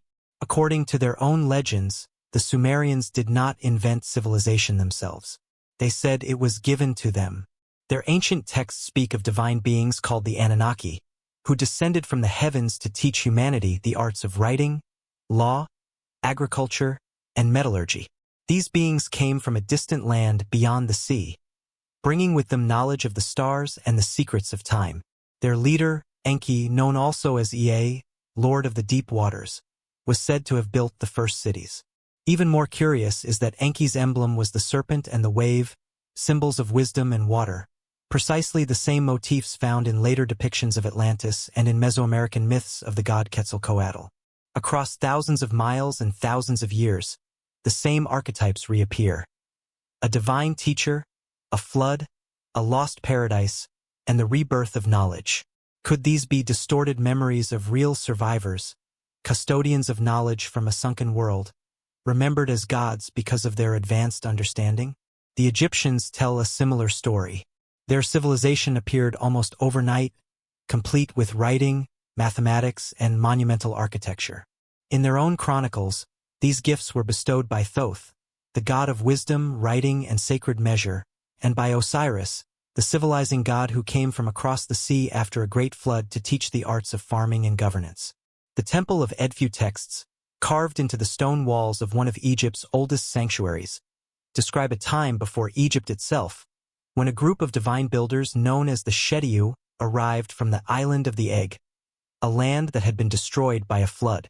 They rebuilt their knowledge along the Nile, preserving the memory of their lost homeland. The similarities to Plato's Atlantis are unmistakable. A radiant island destroyed by the gods, survivors who traveled to foreign lands, a mission to restore balance and order. Egypt, with its obsession with sacred geometry and its precise celestial alignments, seems less the beginning of civilization and more like a continuation, as though its founders were following blueprints remembered from another age. The same pattern repeats in the Indus Valley, in the ancient cities of Mohenjo-Daro and Harappa. These settlements, dating back to 2600 BCE, show remarkable urban planning. Straight roads, complex drainage systems, standardized bricks, a level of organization unmatched for millennia. Yet, the origins of this culture remain obscure. The Indus script has never been fully deciphered, and their religion and art seem to carry echoes of something older. Serpentine symbols, sun and water motifs, and tales of a great deluge that destroyed a prior age of men. In the Vedic texts of India, we find even more tantalizing fragments. The Mahabharata and the Puranas speak of advanced ancient civilizations, the Danavas and Daityas, who possessed flying machines called vimanas and weapons of incredible power. These empires were destroyed by floods and celestial fire, leaving only fragments of their wisdom behind. One Vedic verse describes an island civilization, surrounded by concentric rings of water and land, whose people fell into arrogance and perished when the sea rose to devour them. The parallel to Plato's account is uncanny, suggesting that the memory of Atlantis may have reached India long before the Greek philosophers ever spoke of it. From the Andes to Mesopotamia, from Egypt to the Pacific, the story remains the same. Civilization begins not as a slow crawl, but as a rebirth, a sudden awakening after darkness. Archaeological evidence increasingly supports this pattern. The ruins of Göbekli Tepe, dating back to at least 9600 BCE, the same era Plato assigned to the fall of Atlantis, prove that monumental construction and organized society existed thousands of years earlier than once believed. Its builders carved intricate pillars and aligned them with celestial events, yet no one knows where they came from or why they built it. Göbekli Tepe stands at the threshold of memory, bridging prehistory and history. It is as if an older world's survivors, carrying fragments of lost knowledge, gathered there to rebuild. The same spark that ignited Egypt, Sumer, and the Indus may have originated from the same ancient source. Each of these cultures, in their own way, credited their wisdom to the gods, but perhaps those gods were simply men of Atlantis, guardians of knowledge who refused to let it die. And then, there are the strange artifacts, the out-of-place objects that defy explanation. Globes, maps, and sculptures that depict coastlines as they existed before the last ice age. The Piri Reis map, drawn in 1513 from much older sources, shows Antarctica's coast without ice, a feat that would have required knowledge of Earth's geography tens of thousands of years before modern exploration. Where did those maps come from? The cartographers themselves claimed they drew from ancient authorities, whose names had long been lost. Each clue adds another layer to the puzzle. Ancient flood myths, the sudden rise of civilization, unexplained knowledge of astronomy, geometry, and navigation, all converge on a single possibility. Humanity is older, far older, than our textbooks admit. The story of Atlantis, then, may not be a tale of pride and punishment, but a chronicle of survival, the record of a civilization destroyed by cataclysm, whose fragments became the seeds of every civilization that followed. Perhaps Plato did not invent Atlantis. Perhaps he inherited its story, passed down through Egyptian priests, whose ancestors had once known the survivors of that lost world. And perhaps those survivors, scattered across the globe, rebuilt what they could, each preserving a part of what was once whole. The knowledge of the stars, the rhythm of time, the sacred balance between heaven and earth. Atlantis, in this sense, was never truly lost. It lives on in every pyramid, every ziggurat, every myth of a god who came from the sea to teach humanity anew. Its memory survives not in stone, but in the very act of rebuilding, the eternal human defiance against oblivion. If the memory of Atlantis truly echoed across the ages, then its disappearance must have been an event so cataclysmic that it scarred the very earth, a wound in time remembered by every culture as the Great Flood. Myths from every corner of the world tell the same story, not as allegory but as warning. A deluge that swallowed kingdoms, reshaped continents, and reset human history. For centuries, scholars dismissed these tales as symbolic, but the deeper one looks into the geological and archaeological record, the harder it becomes to ignore their unity. Could these myths be describing a single, real event, the very cataclysm that destroyed Atlantis itself? Plato wrote that Atlantis fell in a single day and night of misfortune. The seas rose, the land shook, and the mighty island sank beneath the waves. It sounds like mythology until one considers what happened at the end of the last ice age, around 12,000 years ago. In geological terms, that period was called the Younger Dryas, a sudden return to glacial conditions after a brief warming. Then, as abruptly as it began, it ended in catastrophe. The Earth's temperature spiked, ice sheets melted, and sea levels rose by nearly 400 feet. Coastal plains vanished, entire regions flooded, and the climate shifted across the planet. Scientists still debate what caused this sudden change. Some argue it was gradual, the result of natural melting, but others see signs of something far more violent. In the last 2 decades, a growing body of evidence has pointed to a possible cosmic event, the Younger Dryas impact hypothesis. According to this theory, a massive comet or series of fragments struck the northern hemisphere around 10,800 BCE, triggering massive wildfires, shockwaves, and a sudden release of meltwater into the oceans. Across North America and Europe, layers of black sediment known as black mats mark this boundary, rich with microscopic diamonds, molten glass, and iridium, materials that only form under extreme heat. If true, the implications are staggering. Such an impact would have vaporized millions of square miles, caused massive flooding from collapsing ice sheets, and plunged the planet into chaos. Exactly the kind of event that could wipe out a global civilization. The timing aligns eerily well with Plato's account of Atlantis's fall. Could it be that his one day and night was a poetic memory of this real, world-changing catastrophe? The traces of this event are everywhere. In North America, mammoths and saber-toothed cats vanish from the fossil record at precisely this time. In South America, the Andes show evidence of massive landslides and flooding. In the Mediterranean, ancient coastal sites now lie submerged. And in the Black Sea, oceanographers have found drowned shorelines more than 300 feet below the surface, remnants of human habitation that date back to before 7000 BCE. The flood myths of Sumer, the Bible, and countless indigenous traditions may all stem from this collective trauma. Consider the Sumerian story of Ziusidra, the prototype of Noah, warned by the god Enki of an oncoming deluge and told to build a great ship. Or the Greek myth of Deucalion and Pyrrha, who survived a flood sent by Zeus to punish humanity. The Hopi speak of a previous world destroyed by water, the Aztecs of the Age of Water, and the ancient Chinese of Emperor Yao's battle to drain a world drowned by the heavens. Even in faraway Polynesia, the Maori tell of a sunken land called Hawaii, the place of origin and return. How could so many civilizations, separated by oceans and millennia, all recall the same disaster? Modern science has begun to find physical evidence that could explain such memories. Meltwater pulses, such as the one known as Meltwater Pulse 1b, caused sea levels to rise by as much as 10 to 20 meters within centuries, a rate fast enough to submerge entire regions within a human lifetime.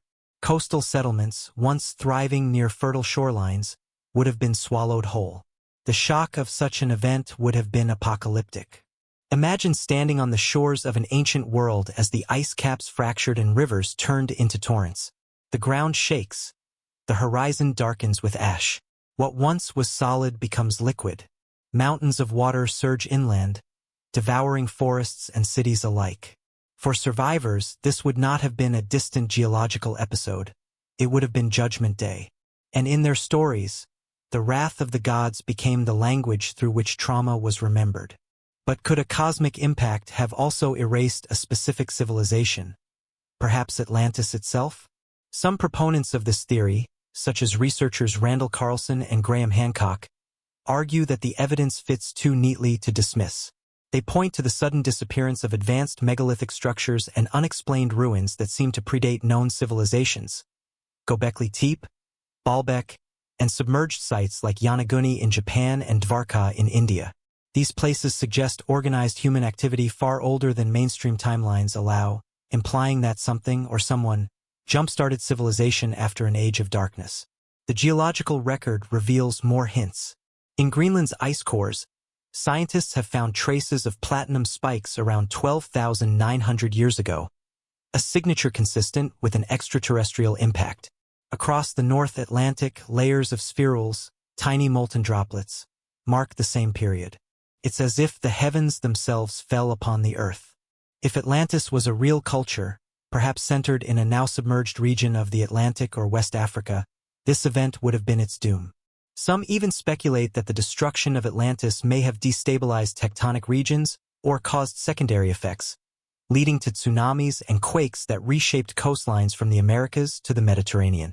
The memory of these waves could have traveled with survivors, passed down through myth and scripture, morphing into the great flood stories we still tell.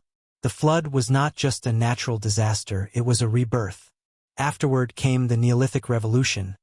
Agriculture, permanent settlements, the first temples. Humanity rose again, but with memory. A deep, subconscious fear of the waters returning. Every ancient culture built their sacred sites upon high ground. The pyramids, ziggurats, and mountain sanctuaries may all be echoes of that instinct. To reach for the heavens, away from the floods that once consumed them. So when Plato wrote of Atlantis sinking beneath the waves, perhaps he was preserving a universal truth, that humanity once faced annihilation, and from that abyss, civilization was born anew. The flood myths, far from being fables, could be our collective record of survival, encoded in story because stone and parchment could not endure the ages. The waters have long receded, the comet's fire cooled to dust, yet the memory persists. The oceans that swallowed our past now guard it jealously. Beneath the waves of the Atlantic, under the sands of the Sahara, or buried in forgotten riverbeds, may lie the ruins of that first world, the one destroyed not by divine wrath, but by the indifferent hand of the cosmos. Perhaps Atlantis was not lost by arrogance alone, but by the fragile balance between earth and sky, a reminder that all empires, no matter how great, are at the mercy of forces beyond their control. And in that reminder lies the timeless lesson of the flood. Creation and destruction are the same tide, and history, like the ocean, always returns to wash away what has been built. For centuries, the name Atlantis has been confined to the realm of philosophy, myth, and speculation. Yet, there are fragments of evidence, scattered like relics of a shattered mirror, that suggest the legend may be rooted in tangible history. From the depths of the Atlantic to the mountains of the Mediterranean, countless discoveries have hinted that humanity's forgotten chapter might once have been written in stone, not story. But to uncover the truth, one must step into the silent language of ruins, maps, and artifacts that should not exist. In 1678, the German scholar Athanasius Kircher published a curious map in his Mundus Subterraneus. It depicted the Atlantic Ocean with a vast island at its center, labeled Atlantis Insula.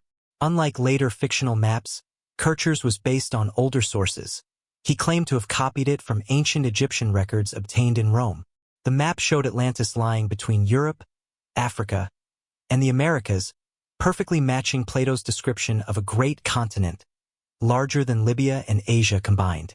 Curiously, Kircher drew the island upside down, as if the world itself had been inverted, a poetic reflection of a civilization drowned and reversed by fate. Centuries later, in the age of modern exploration, fragments of similar clues began surfacing.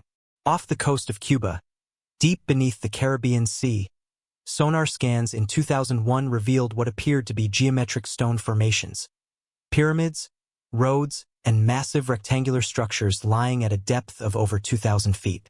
The discovery, made by a Canadian exploration team led by Paulina Zalitsky, sparked immediate controversy. If those formations were man-made, they would predate known civilization by thousands of years. Yet, the Cuban government soon restricted access, and the site faded into obscurity. To this day, the mysterious underwater city remains unverified, a ghost suspended between data and denial. Similar anomalies have been found elsewhere. Off the coast of Japan lies the Yonaguni Monument, a massive step structure descending into the sea, with walls, terraces, and what appear to be carved stairways. Discovered by diver Kihachiro Aratake in 1986, the monument quickly became a subject of fierce debate. Some geologists claim it's a natural formation caused by tectonic fracturing, while others, including marine archaeologist Masaaki Kimura, argue that the angles and symmetry are too precise to be accidental. If artificial, Yonaguni could date back to before 10,000 BCE, the end of the last ice age, placing it squarely in the same era Plato claimed Atlantis perished. Then there is the mysterious underwater complex near Dvarka, on India's western coast. In 2001, the National Institute of Ocean Technology discovered the remains of a vast city beneath the Arabian Sea, complete with streets, walls, and artifacts dating to at least 9,500 years ago.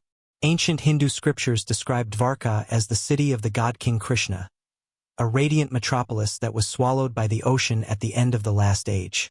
Could this, too, be a regional echo of the same global catastrophe that ended Atlantis? Across the world, the evidence continues. In the Azores, an archipelago in the mid-Atlantic, divers and researchers have found strange basalt formations resembling man-made platforms, as well as megalithic alignments that predate Portuguese settlement.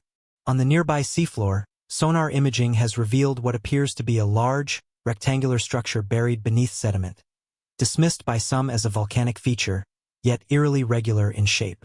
Even satellite imagery has captured what looks like a grid-like pattern on the ocean floor west of the Canary Islands, though skeptics attribute it to mapping artifacts. Still, the coincidences accumulate.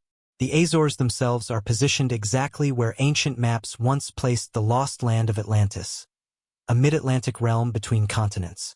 Portuguese explorers in the 15th century even recorded local legends of a sunken island visible beneath clear waters on calm days. These islands, volcanic and restless, may be the last peaks of a once larger landmass, now swallowed by the Atlantic Rift.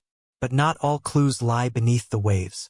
On land, there are remnants that whisper of something older than civilization should be. The megaliths of Baalbek in Lebanon, stones weighing over 1,000 tons, remain a mystery of engineering and purpose. No tool marks, no records of construction, only the enduring question: who placed them there, and how? Even in Egypt, beneath the layers of dynastic history, there are signs of a forgotten phase.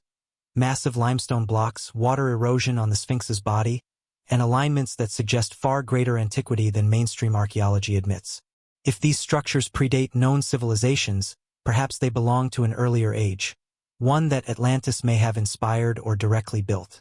The argument against Atlantis often rests on the absence of definitive artifacts.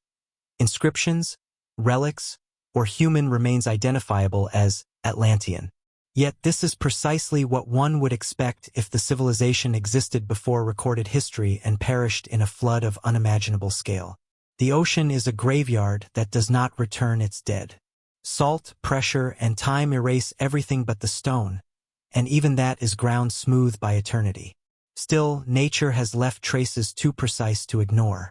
The global distribution of megalithic architecture, from the pyramids of Giza to the ziggurats of Mesopotamia, from the stone circles of Britain to the step pyramids of Central America, follows mathematical ratios, astronomical alignments, and architectural principles that suggest a shared origin. Could these be the fingerprints of a once unified knowledge system, one inherited from the same lost source? Even ancient cartography seems to remember what modern science forgets. The Piri-Reis map of 1513, drawn from older charts, depicts the Antarctic coastline as it would have appeared without ice, a feat impossible without advanced navigation or knowledge of Earth's curvature. Similarly, the Orontius Phineas and Boich maps of the 16th and 18th centuries show Antarctica with mountain ranges and rivers that match modern radar imaging beneath the ice sheet. Who mapped these lands before the ice returned? Some theorists propose that the Atlanteans, or the cultures descended from them, possessed a deep understanding of the planet's geography, astronomy, and cycles. They may have known that cataclysms repeat in rhythm with celestial events, impacts, solar storms, or pole shifts, and encoded that knowledge into myth, architecture, and stone. The Great Pyramid, for instance, is not only a tomb but a cosmic clock, aligned with the stars and capable of measuring the Earth's precession with astonishing accuracy. How did its builders know such things? Perhaps Atlantis is not one place but a network, an interconnected world of maritime cultures that flourished before the flood. Its remnants may lie scattered from the Mediterranean to the Pacific, its legacy carried by survivors who rebuilt where they could.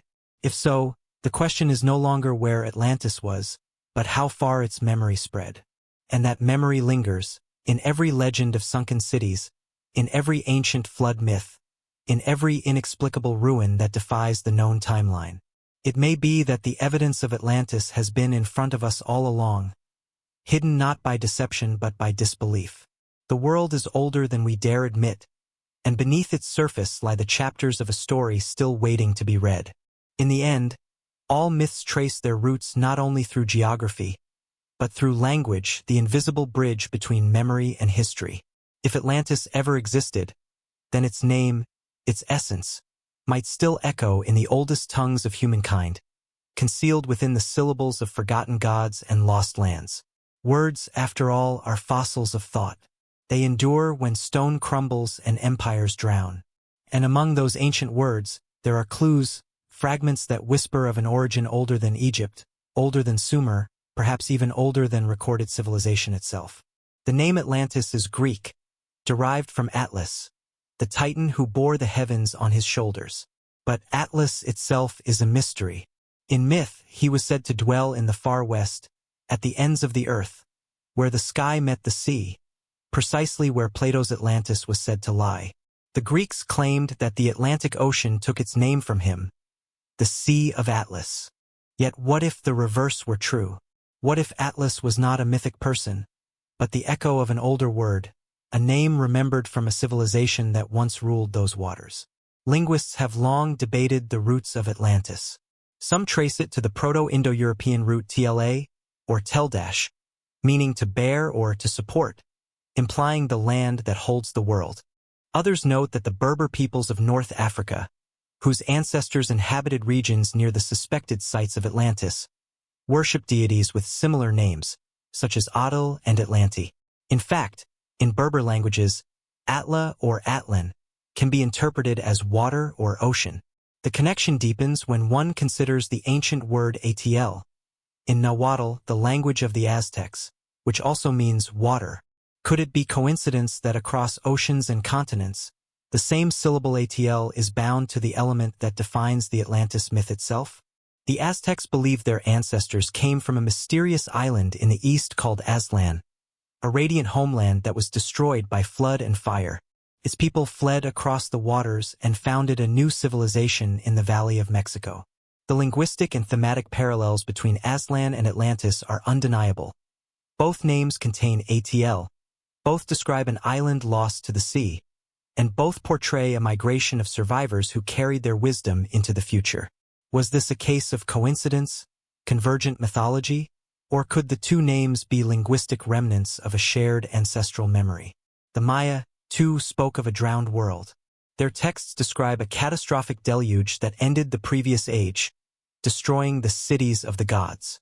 In the Popol Vuh, the sacred book of the Quiche Maya, The first civilization is erased by water for forgetting its divine origins. Their word for sea, Atlan, mirrors the Greek Atlantis almost perfectly.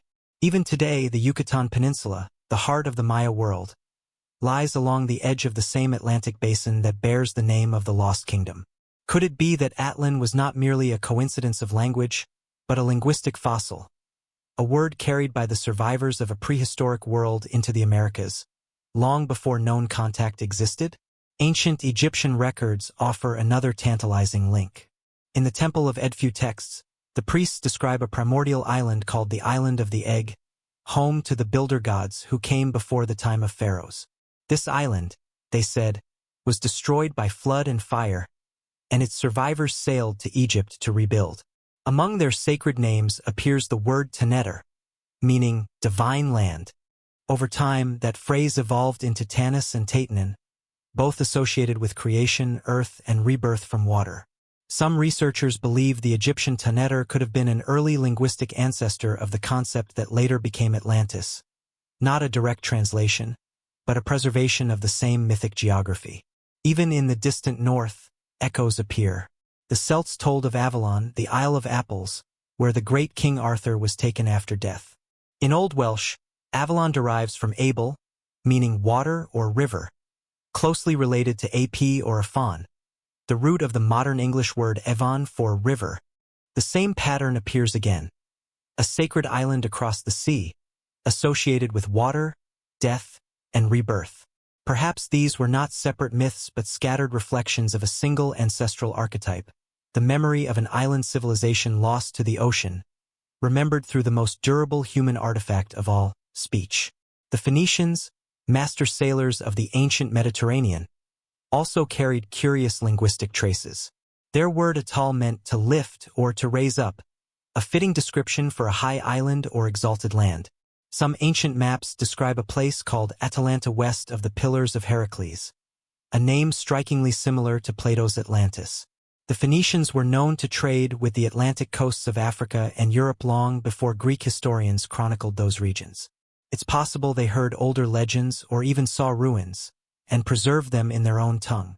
Linguistic drift over millennia could easily transform Atal or Atlan into Atlantis, just as Aslan and Atlan evolved independently in the Americas. The root word atl might once have meant something as simple as the sea or water, but through myth and memory, it came to signify a world defined by it, a land surrounded, destroyed, and remembered by the ocean itself. What makes this web of words extraordinary is not that they sound alike, but that they share meaning. Across cultures, Atl, Atlan, Atal, Aslan, Avalon, all point to water, islands, or otherworldly realms of rebirth. Linguists caution against drawing conclusions from phonetic similarity alone, but mythology often travels where history cannot. It may be that the survivors of the Great Cataclysm, the event that destroyed Atlantis, spread their language as they wandered, merging it with the dialects of the lands they settled. Over thousands of years, their words would become sacred symbols, their meanings buried but never forgotten. Perhaps, then, the name Atlantis was not invented by Plato but rediscovered, a name too ancient to trace, surviving in fragments across continents, resurfacing when civilization was ready to remember. It may have existed under countless variations: Atlan, Atil, Aslan, Avalon, Tanit, Talantis, each one a reflection of the same original root. Each one a faint echo of a world lost beneath the waves. Language, like water, flows and reshapes itself with time. Yet just as rivers remember their source, so do words. And if we listen carefully enough, through the chants of priests, the prayers of sailors, the songs of tribes who remember the flood, we might still hear the name of the island that fell. Not spoken in Greek or Latin, but in the universal tongue of memory, the word that means both beginning and end. In the cold clarity of science, the myth of Atlantis should have ended long ago. And yet, in the age of sonar mapping, satellite imaging, and deep-sea archaeology, the whispers of the Lost Kingdom have only grown louder. What began as legend has evolved into a question that refuses to die. Could Plato's Atlantis correspond to a real geological event, a true cataclysm that reshaped human history? Beneath the romantic imagery of marble temples and crystal towers lies a more haunting possibility, that Atlantis was not a city of gods, but a civilization swallowed by the earth itself. And in recent decades, scientists have found evidence that something extraordinary did indeed happen around the time Plato described. For most of human existence, the sea level was far lower than it is today. During the last ice age, vast sheets of ice covered northern continents, trapping the world's water. But then, around 11,600 years ago, the same date Plato gives for the destruction of Atlantis, the world began to change. The ice melted. The seas rose. In a geological heartbeat, coastlines vanished beneath hundreds of feet of water. Entire regions, once home to Paleolithic and early Neolithic peoples, were erased from the map. Plato's island larger than Libya and Asia combined may not have been an exaggeration at all. Perhaps it referred not to a single island, but to an entire shelf of land swallowed by the rising Atlantic. The transition from the Pleistocene to the Holocene was violent. Evidence from Greenland ice cores shows that temperatures spiked abruptly around 9,600 BCE, marking the end of the Younger Dryas, a millennium-long return to glacial cold. Many scientists now believe this shift was triggered by a massive cataclysm, possibly a comet impact or a burst of solar radiation that destabilized the global climate. The Younger Dryas impact hypothesis, once dismissed as fringe, has gained new traction thanks to discoveries of microscopic spherules, shocked quartz, and platinum anomalies in sediment layers across North America, Europe, and even the Middle East. These are the fingerprints of an event so destructive it could have wiped out entire cultures and flooded coastlines worldwide. Imagine, for a moment, the view from the edge of that vanished world. Seas boiling upward, rivers reversing course, mountains of ice collapsing into the ocean, a global tsunami racing outward, swallowing everything in its path. If even one advanced coastal civilization had existed then, whether in the Atlantic Basin, the Mediterranean, or the Americas, it would have perished without a trace. To those who survived, the trauma would become myth. The wrath of gods, the flood that ended the world, the fall of the Golden Age. This theory is not without evidence on the seafloor itself. Off the coasts of India, Japan, Cuba, and the Bahamas, sonar scans have revealed massive geometric formations, terraces, walls, and pyramidal shapes, at depths of 100 to 700 feet below sea level. Some appear to align with what would have been coastlines before the post-glacial floods. Near Cuba's western tip, researchers in 2001 discovered what appeared to be a vast complex of stone-like structures nearly half a mile below the surface. The patterns seem too regular to be natural, yet no expedition has returned to verify them. Funding dried up, interest faded. But for those who dream of Atlantis, the images remain. Tantalizing glimpses of order beneath chaos. In the Mediterranean, the island of Santorini, ancient Thera, stands as one of the most persuasive analogues. Around 1600 BCE, its volcano erupted with apocalyptic force, tearing the island apart and burying the Minoan city of Akrotiri beneath ash. The sea poured in to fill the caldera, leaving a ring of cliffs that still hum with legend. The disaster devastated nearby Crete, the heart of the Minoan civilization. To later Greeks, who heard only stories of a prosperous island swallowed by the sea, it may have sounded like Atlantis reborn in memory. But even Santorini, dramatic as it is, lies too recent in time for Plato's tale. Atlantis, if it existed, belonged to an older chapter of the Earth, a chapter science is only now beginning to read. Geologists have mapped submerged landmasses across the world that could have supported early civilizations. Doggerland, once connecting Britain to Europe, vanished beneath the North Sea around 8,000 years ago, leaving behind traces of human habitation, tools, hearths, bones, beneath the mud. Similar submerged plains have been found off the coast of India, where the Gulf of Khumbat hides evidence of ancient river systems that once nourished settlements older than Mesopotamia. Off the Bahamas' so-called Bimini Road, a series of large, rectangular stones, has fueled speculation of Atlantean architecture, though most geologists consider it a natural formation. Yet even they admit that the sudden flooding of these regions was cataclysmic and global. There are deeper mysteries in the Atlantic itself. The Azores Plateau, a chain of volcanic islands in the mid-Atlantic, sits atop one of the most unstable geological regions on Earth, a triple junction of tectonic plates. Massive undersea landslides have been detected there, some capable of generating tsunamis that could devastate coasts across the ocean. Could a catastrophic collapse of this region have inspired the story?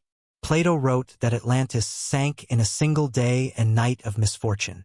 Geologically speaking, a sudden landslide or volcanic implosion could indeed erase an island that size almost instantaneously.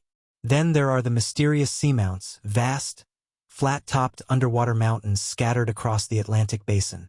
Known as geos, they are remnants of ancient islands that once stood above sea level before erosion and subsidence pulled them under. Many lie along the mid-Atlantic ridge, a vast, undersea mountain range that stretches like a scar down the center of the ocean. If Atlantis were once real, it could have stood upon one of these peaks, its foundation literally torn apart as the ocean floor spread and shifted. But perhaps the most haunting evidence is not found in stone or sediment, but in silence. Around the end of the Younger Dryas, human cultures worldwide appear to undergo a sudden, inexplicable transformation. Hunter-gatherer societies give way to organized agriculture almost overnight. Megalithic construction begins. Astronomical alignments appear in sacred sites from Göbekli Tepe to Nabta Playa. It is as if humanity, reeling from cataclysm, inherited a fragment of forgotten knowledge, the echo of a vanished world. Could the survivors of Atlantis, or whatever civilization inspired its myth, have carried their wisdom across the seas? Perhaps they seeded the myths, the languages, the technologies that became the foundations of the world we know. The flood may have erased their cities, but their memory remained encoded in the oldest stories of humankind. Science offers no proof of Atlantis, but it does offer a framework of catastrophe, an age when the Earth itself conspired to erase memory, when oceans rose to swallow the first chapters of civilization. And within that framework, the legend of a lost island empire does not feel like fantasy at all. It feels like remembrance, the human instinct to immortalize what the sea has taken. Across continents and centuries, the search for Atlantis became something more than a hunt for ruins. It became a mirror reflecting humanity's longing for a lost perfection. Every era reimagined Atlantis in its own image, sometimes as a paradise, sometimes as a warning. The myth evolved with the world, mutating through religion, science, and philosophy, always reshaped by the fears and desires of those who sought it. What began as Plato's allegory of pride and punishment became a symbol of everything humankind yearned to find and feared to lose. In the Renaissance, when Europe rediscovered the classical world, Atlantis resurfaced in the dreams of explorers and scholars. The Age of Discovery had flung open the boundaries of the known world, and suddenly, Plato's distant island seemed plausible again. Maps were expanding. Oceans were no longer barriers but invitations. The Americas, vast, unknown, and filled with civilizations that defied European understanding, seemed to fit the description perfectly. Many believed Columbus himself was inspired by Plato's words, convinced that the lands he sought across the Western Ocean were remnants of that fabled world. As Spanish conquistadors plundered the New World, they encountered myths of ancient floods and shining islands. The Aztecs spoke of Aztlan, the Maya of Atlan, the Inca of Paititi, all memories of sunken or hidden lands. Missionaries and chroniclers recorded these stories and, unable to resist the parallel, linked them to Atlantis. To them, it was proof that Plato's tale was no mere invention, that the descendants of Atlantis had crossed the oceans long before Europeans. In a strange twist of irony, the myth that once warned against hubris was now used to justify conquest. The belief that Europeans were reclaiming the lost knowledge of a golden race. But not all saw Atlantis as a divine inheritance. The philosopher Francis Bacon reimagined it in his 1627 work The New Atlantis as a utopian society of science and virtue, an island devoted to reason, progress, and enlightenment. His version was not a memory of loss, but a vision of potential. To Bacon, Atlantis symbolized humanity's ability to use knowledge for good, a place where discovery itself was sacred. In that sense, Atlantis became the seed of the Enlightenment dream, that truth could be engineered and paradise rebuilt. Yet beneath Bacon's optimism, the original warning still lingered, the idea that knowledge, if abused, could once again destroy the world. The Enlightenment gave way to Romanticism, and Atlantis took on a new form, a lost Eden, a place of beauty beyond reach. Poets and mystics invoked it as a symbol of spiritual exile, the yearning of humanity for its forgotten origin. In the 19th century, as archaeology blossomed and ancient cities like Troy and Nineveh were unearthed from myth into reality, belief in Atlantis surged once again. If Troy had been real, why not Atlantis? Visionaries like Ignatius Donnelly, a U.S. congressman turned author, declared that all civilizations, from Egypt to the Americas, descended from Atlantis. His 1882 book Atlantis, The Antediluvian World, captivated millions.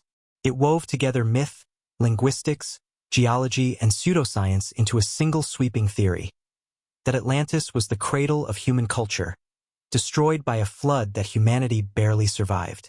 Donnelly's work laid the foundation for a new kind of Atlantis, one not bound to history, but to ideology. His followers divided into camps. Some saw Atlantis as a lost high civilization, others as a spiritual realm, others still as a metaphor for cosmic cycles of rise and fall. By the early 20th century, theosophists like Helena Blavatsky transformed Atlantis into a stage for human evolution itself. In her vast cosmology, the Atlanteans were an advanced root race, destroyed when they succumbed to corruption. Her teachings merged science, myth, and mysticism, influencing generations of occult thinkers, and, disturbingly, even the racial theories that later fueled political extremism. Atlantis, once a story of moral warning, became twisted into a narrative of superiority and destiny. But the same century that saw Atlantis weaponized also saw it reborn through art. Writers like Jules Verne, H.P. Lovecraft, and later filmmakers and visionaries turned the myth into a canvas for imagination. Atlantis became a city of glass domes beneath the sea, a civilization of immortals, a utopia of lost technology. Each retelling reflected the spirit of its time, whether the scientific optimism of the 19th century or the atomic anxieties of the 20th.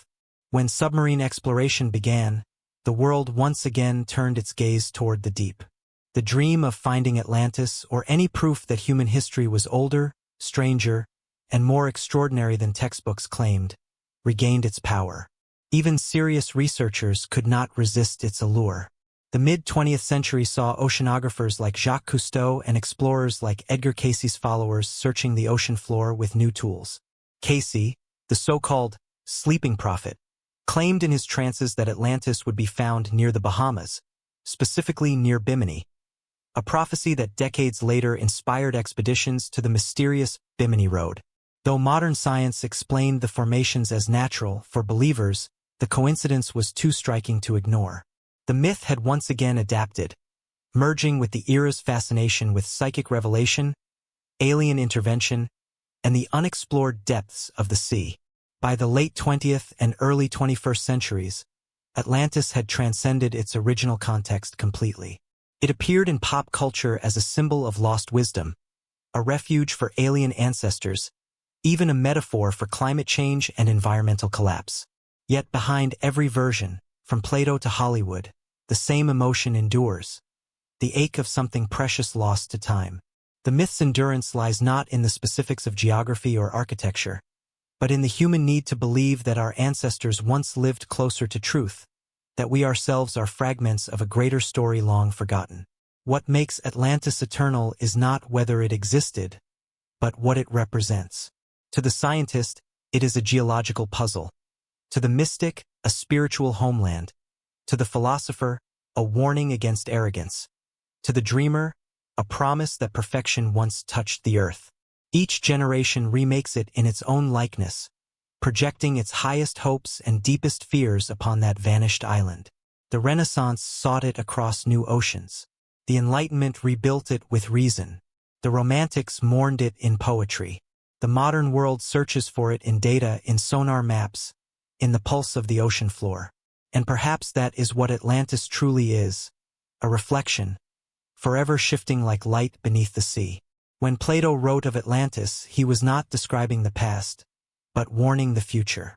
The fall of Atlantis, he said, came when power outgrew virtue, when the children of gods forgot their divine origins and became slaves to greed. It is a story as old as civilization and as modern as tomorrow. Every empire that rises and falls, from Babylon to Rome, from Britain to the modern world, carries the same shadow.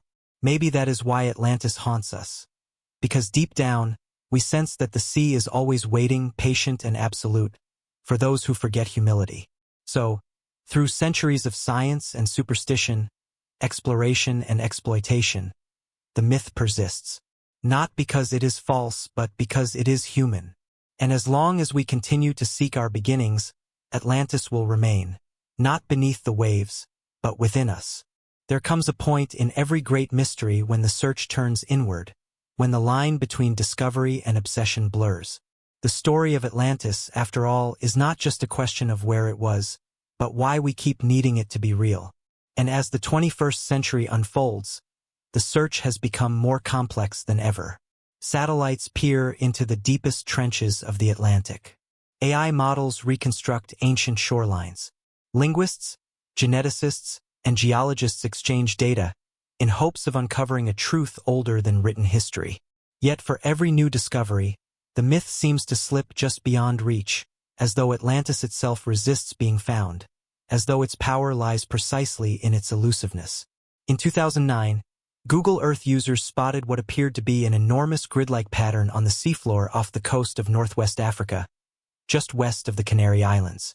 The formation stretched for hundreds of kilometers, resembling the outline of a planned city. The internet erupted with speculation.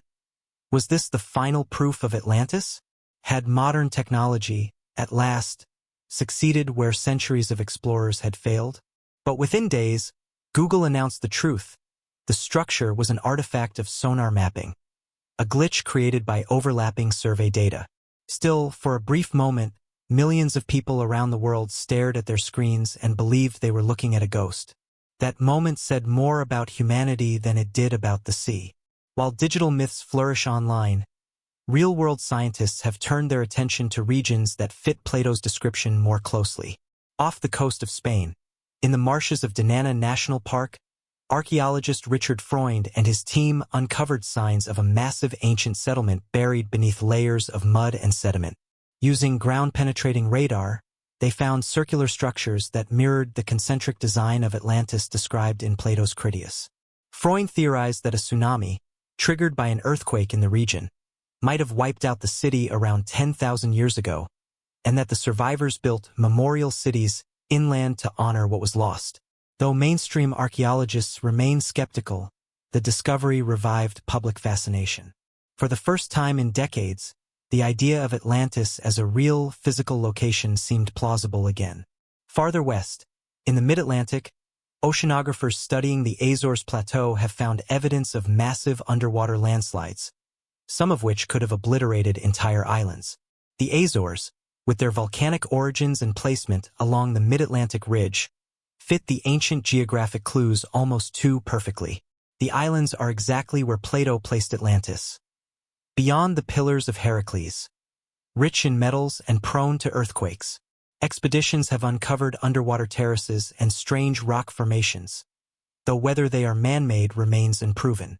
Yet even without definitive proof, the location feels right, as if nature itself carved out a memory there. Modern climatology has also entered the debate. New ice core data from Greenland reveals a catastrophic spike in sea levels around 9,600 BCE, the same date Plato gave. Geologists now estimate that at certain points, the global ocean rose by as much as 2 meters per century. For coastal settlements, which would have included any advanced societies of the late Ice Age, this would have been an apocalypse in slow motion. Floods, storms, and earthquakes would follow as the planet readjusted to its new equilibrium. To later generations, these would be remembered as divine punishments, as the wrath of the gods upon a hubristic race. Plato may have known more about the truth of human memory than modern science gives him credit for. Meanwhile, the world beneath the waves continues to reveal traces of forgotten chapters. Off the coast of India, in the Gulf of Kumbat, sonar imaging has revealed what appear to be remnants of ancient river channels, and in some places, rectangular stone structures more than 100 feet underwater. Carbon dating of recovered artifacts suggested ages as old as 9,500 years, though the results remain controversial. If verified, these ruins would predate Mesopotamia and Egypt, potentially rewriting the history of civilization itself. And yet, skepticism remains the default stance. Without irrefutable evidence, tools, inscriptions, or architecture unmistakably human, every discovery risks being dismissed as coincidence or natural formation. The deeper one dives, the murkier the boundary between fact and faith becomes. Some researchers argue that Atlantis was not a place at all, but a composite of multiple disasters remembered through oral tradition, fragments of countless lost coasts combined into one myth. Others insist it was an intentional parable, Plato's allegory for moral decay, wrapped in the grandeur of a vanished empire. But even that interpretation doesn't quite explain the universal specificity of flood myths across cultures. From the Sumerian epic of Gilgamesh to the Hebrew book of Genesis, from Hindu scriptures describing the submergence of Dvaraka to the legends of the Maya, all tell of a great flood that reset humanity. Myths rarely agree on anything except this: something happened, something vast enough to unite memory across continents. It is here that modern science and ancient myth begin to converge. The study of genetic bottlenecks, sudden reductions in population, suggests that humanity nearly vanished around the end of the last ice age. Catastrophic events, possibly linked to the Younger Dryas, could have caused a near-global collapse, forcing survivors to rebuild. Archaeological evidence from Göbekli Tepe in modern Turkey supports this idea, a monumental temple complex built around 9,600 BCE, precisely when Plato's Atlantis supposedly sank. How did hunter-gatherers, with no known agriculture or metalworking, construct such precise and monumental architecture? Could it be that they inherited techniques, symbols, or cosmological knowledge from an earlier, lost civilization? The carvings at Göbekli Tepe show constellations, animals, and symbols that appear to record the sky as it looked around the time of the cataclysm, including what some researchers interpret as an asteroid impact. The implication is unsettling: that the builders remembered, or were descendants of those who survived, a great world-ending event. If true, then the myth of Atlantis is not fantasy but history distorted by time. And yet, perhaps the most compelling evidence for Atlantis's endurance is not geological or archaeological, but psychological. The human mind seems to need Atlantis as both a memory and a warning.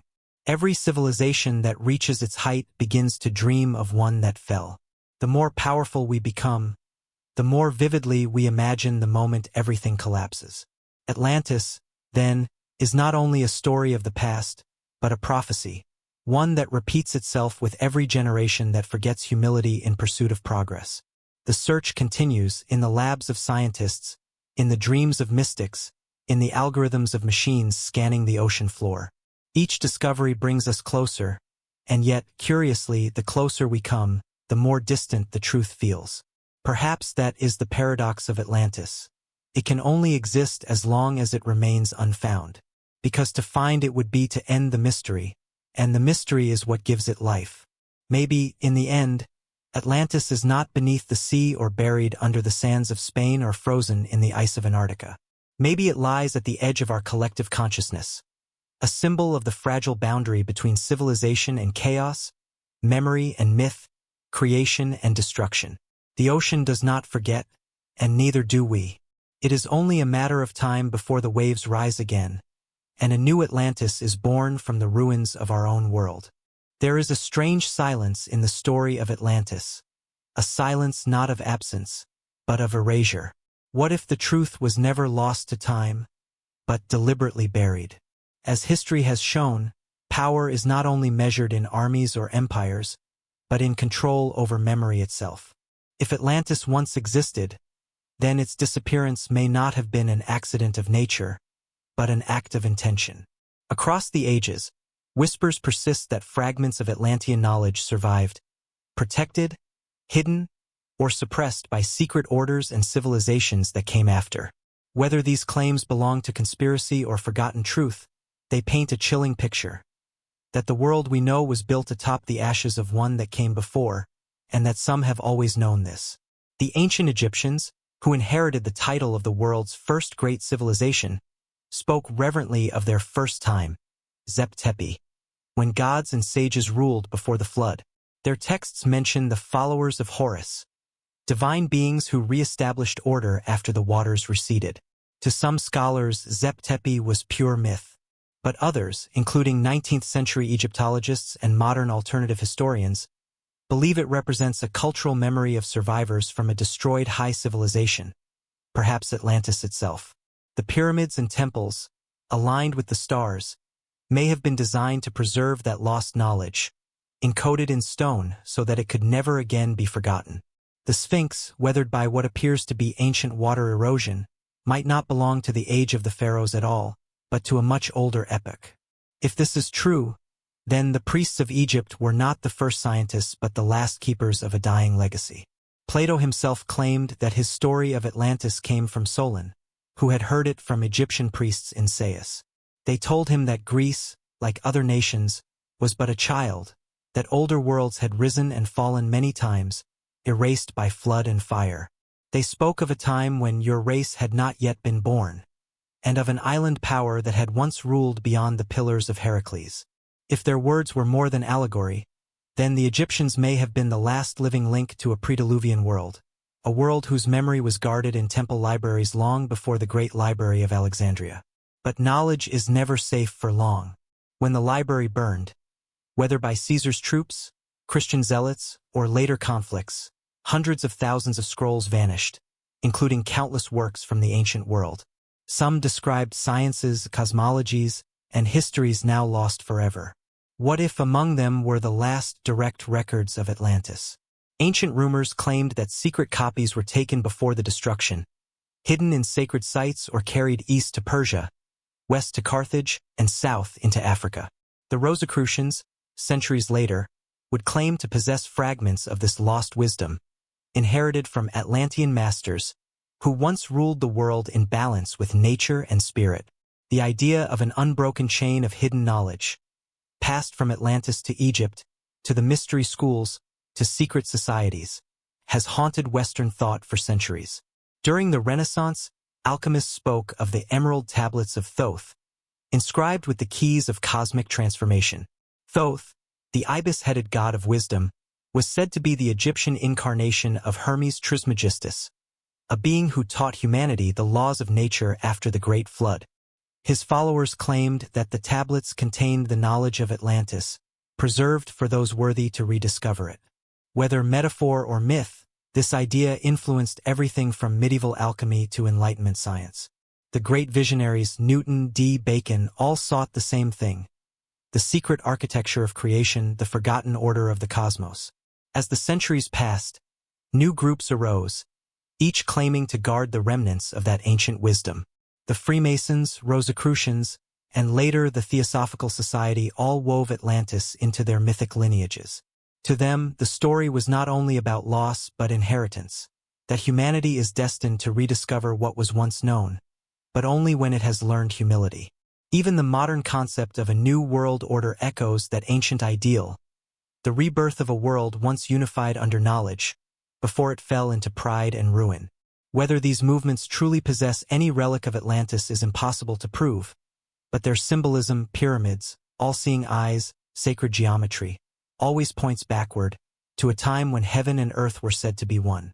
There are also darker whispers, of those who sought Atlantean power for dominion rather than enlightenment. In the early 20th century, Nazi mystics within the Ahnenerbe organization scoured the world for evidence of a lost Aryan homeland. Some of them believed that Atlantis was the cradle of a superior race, whose descendants spread across the globe after its destruction. They claimed to be the heirs of its bloodline, destined to rebuild the world in its image. It was a terrifying perversion of Plato's myth, a warning twisted into justification for tyranny. In this way, the legend of Atlantis became a mirror once again, a reflection of humanity's capacity for both transcendence and corruption. And yet, even among modern secret orders and spiritual movements, the name persists with reverence. Esoteric traditions describe Atlantis as an energetic reality, a consciousness that can be accessed through meditation, dreams, or deep spiritual work. They claim that the vibration of Atlantis still exists, echoing through the collective unconscious of humankind. Artists, writers, and mystics report visions of crystal cities, luminous towers, and golden light beneath the sea. Images eerily consistent across cultures and time. Psychologists might call these archetypes symbols from the deep mind, representing humanity's desire to return to unity. But to those who experience them, they feel like memory, something not imagined but remembered. Perhaps, then, Atlantis survives not as a place but as a transmission, a current of knowledge passed through time by those who refuse to forget. Its descendants may not be bloodlines, but minds tuned to a higher order of perception. Its temples are not built of marble, but of thought. Its archives are not scrolls, but symbols, scattered through myth and ritual, waiting to be decoded. From the labyrinths of Crete to the blue stones of Stonehenge, from the sacred geometry of the pyramids to the unbroken chants of Tibet, the fingerprint of a forgotten intelligence lingers, quiet but undeniable. If this is true, then the greatest secret of Atlantis is not its location, but its purpose. Perhaps it was never meant to endure forever. Perhaps its destruction was not punishment, but design. A sacrifice to ensure that wisdom would be reborn in fragments, scattered across the ages, forcing humanity to rediscover it piece by piece. In that sense, the myth becomes prophecy. That one day, when we are ready, we will remember what we once were. Until then, the guardians of the forgotten continue their vigil, hidden in plain sight, their symbols carved into architecture, their stories disguised as legend. If Atlantis was not entirely lost, then its echoes might still reach us, not through ruins or artifacts, but through time itself. Throughout history, strange alignments appear between myth, geography, and cosmic cycles. Every few millennia, the Earth's tilt shifts, oceans rise, and civilizations fall, almost as if following a grand pattern. Could the destruction of Atlantis have been part of such a cycle, a resetting of human progress, meant to erase arrogance and restore balance? Ancient prophecies from Egypt, the Maya, and even Hindu texts speak of repeating ages, creation, decay, destruction, and renewal. If these myths share a root, then perhaps Atlantis was not the first civilization to fall, only the last before ours. Modern science, though cautious, has begun to reveal evidence that hints at cataclysms far greater than we once imagined. Around 12,800 years ago, a massive event, possibly a comet impact or sudden glacial melt, triggered global floods and temperature shifts. Species vanished. Human cultures collapsed. It was an event eerily similar to Plato's timeline. Beneath the ice of Greenland and Antarctica, anomalies remain unexplained. Vast circular depressions, magnetic disturbances, and traces of ancient carbon. Could something once have existed there, now frozen beneath miles of ice? But perhaps the true mystery lies not in the physical remains, but in our shared memory. Across every continent, humanity carries the same story. A world that rose to greatness, then drowned beneath its own hubris. Whether that world was Atlantis, or 1,000 forgotten cities now claimed by the sea, the lesson endures. Every tower we build, every empire we crown, repeats the same question whispered through ages. Can we rise without falling again? As the story nears its end, a haunting realization emerges. Maybe Atlantis never truly vanished because it was never meant to. The legend endures because it is more than history. It is a reflection of us. Each generation rediscovers the myth, reshaping it to mirror its own hopes and fears. To the Greeks, it was a warning against pride. To the alchemists, it was a lost key to enlightenment. To modern thinkers, it is a metaphor for humanity's forgotten potential. Atlantis becomes whatever we need it to be, a reminder that every civilization, no matter how advanced, stands on the fragile foundation of wisdom. What if the real power of Atlantis lies not in its technology or architecture, but in its philosophy? Ancient accounts describe a society that once balanced science and spirit, progress and harmony, until that balance was broken. Today, our world faces its own crossroads. We reach for the stars while neglecting the seas, harnessing the atom yet struggling to master ourselves. The myth of Atlantis feels less like a relic of the past and more like a prophecy in motion, whispering through time. Remember what happens when knowledge grows faster than wisdom. Perhaps the Atlanteans were not gods or aliens, but ancestors who understood this truth too late. And perhaps their story endures not because they failed, but because they wanted us to succeed where they could not.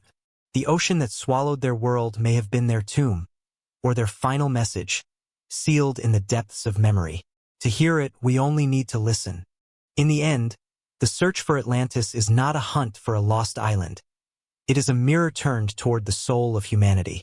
Every diver, every scholar, every dreamer who has chased its ghost is really searching for proof that greatness once existed, and that it can exist again. Beneath the waves, beneath the myths, what we truly seek is meaning. A reassurance that our story did not begin in darkness, but in brilliance. Whether Atlantis lies buried under the sands of the Sahara, frozen beneath Antarctica, or resting silently beneath the Atlantic, its real home has always been within human memory. The legend endures because it refuses to die. It survives every skepticism, every dismissal, every failed expedition. It whispers to us in dreams, in the symmetry of sacred architecture, in the restless longing for something we cannot name. That longing to remember, to rebuild, to reconnect with what was lost, is the heartbeat of the human story. Atlantis becomes our collective origin myth, a promise that we were once more than we are now, and could be again. And maybe that is the true revelation. Atlantis was never meant to be found because it was never lost. Not entirely. Its knowledge became our intuition. Its light became our curiosity. Its fall became our warning. It lives in every act of creation, in every question that reaches beyond the visible. The Forgotten Kingdom still calls to us, not from the depths of the sea, but from within the tides of our own consciousness. The real question is not where Atlantis is, but whether we will remember its lesson before we repeat its fate.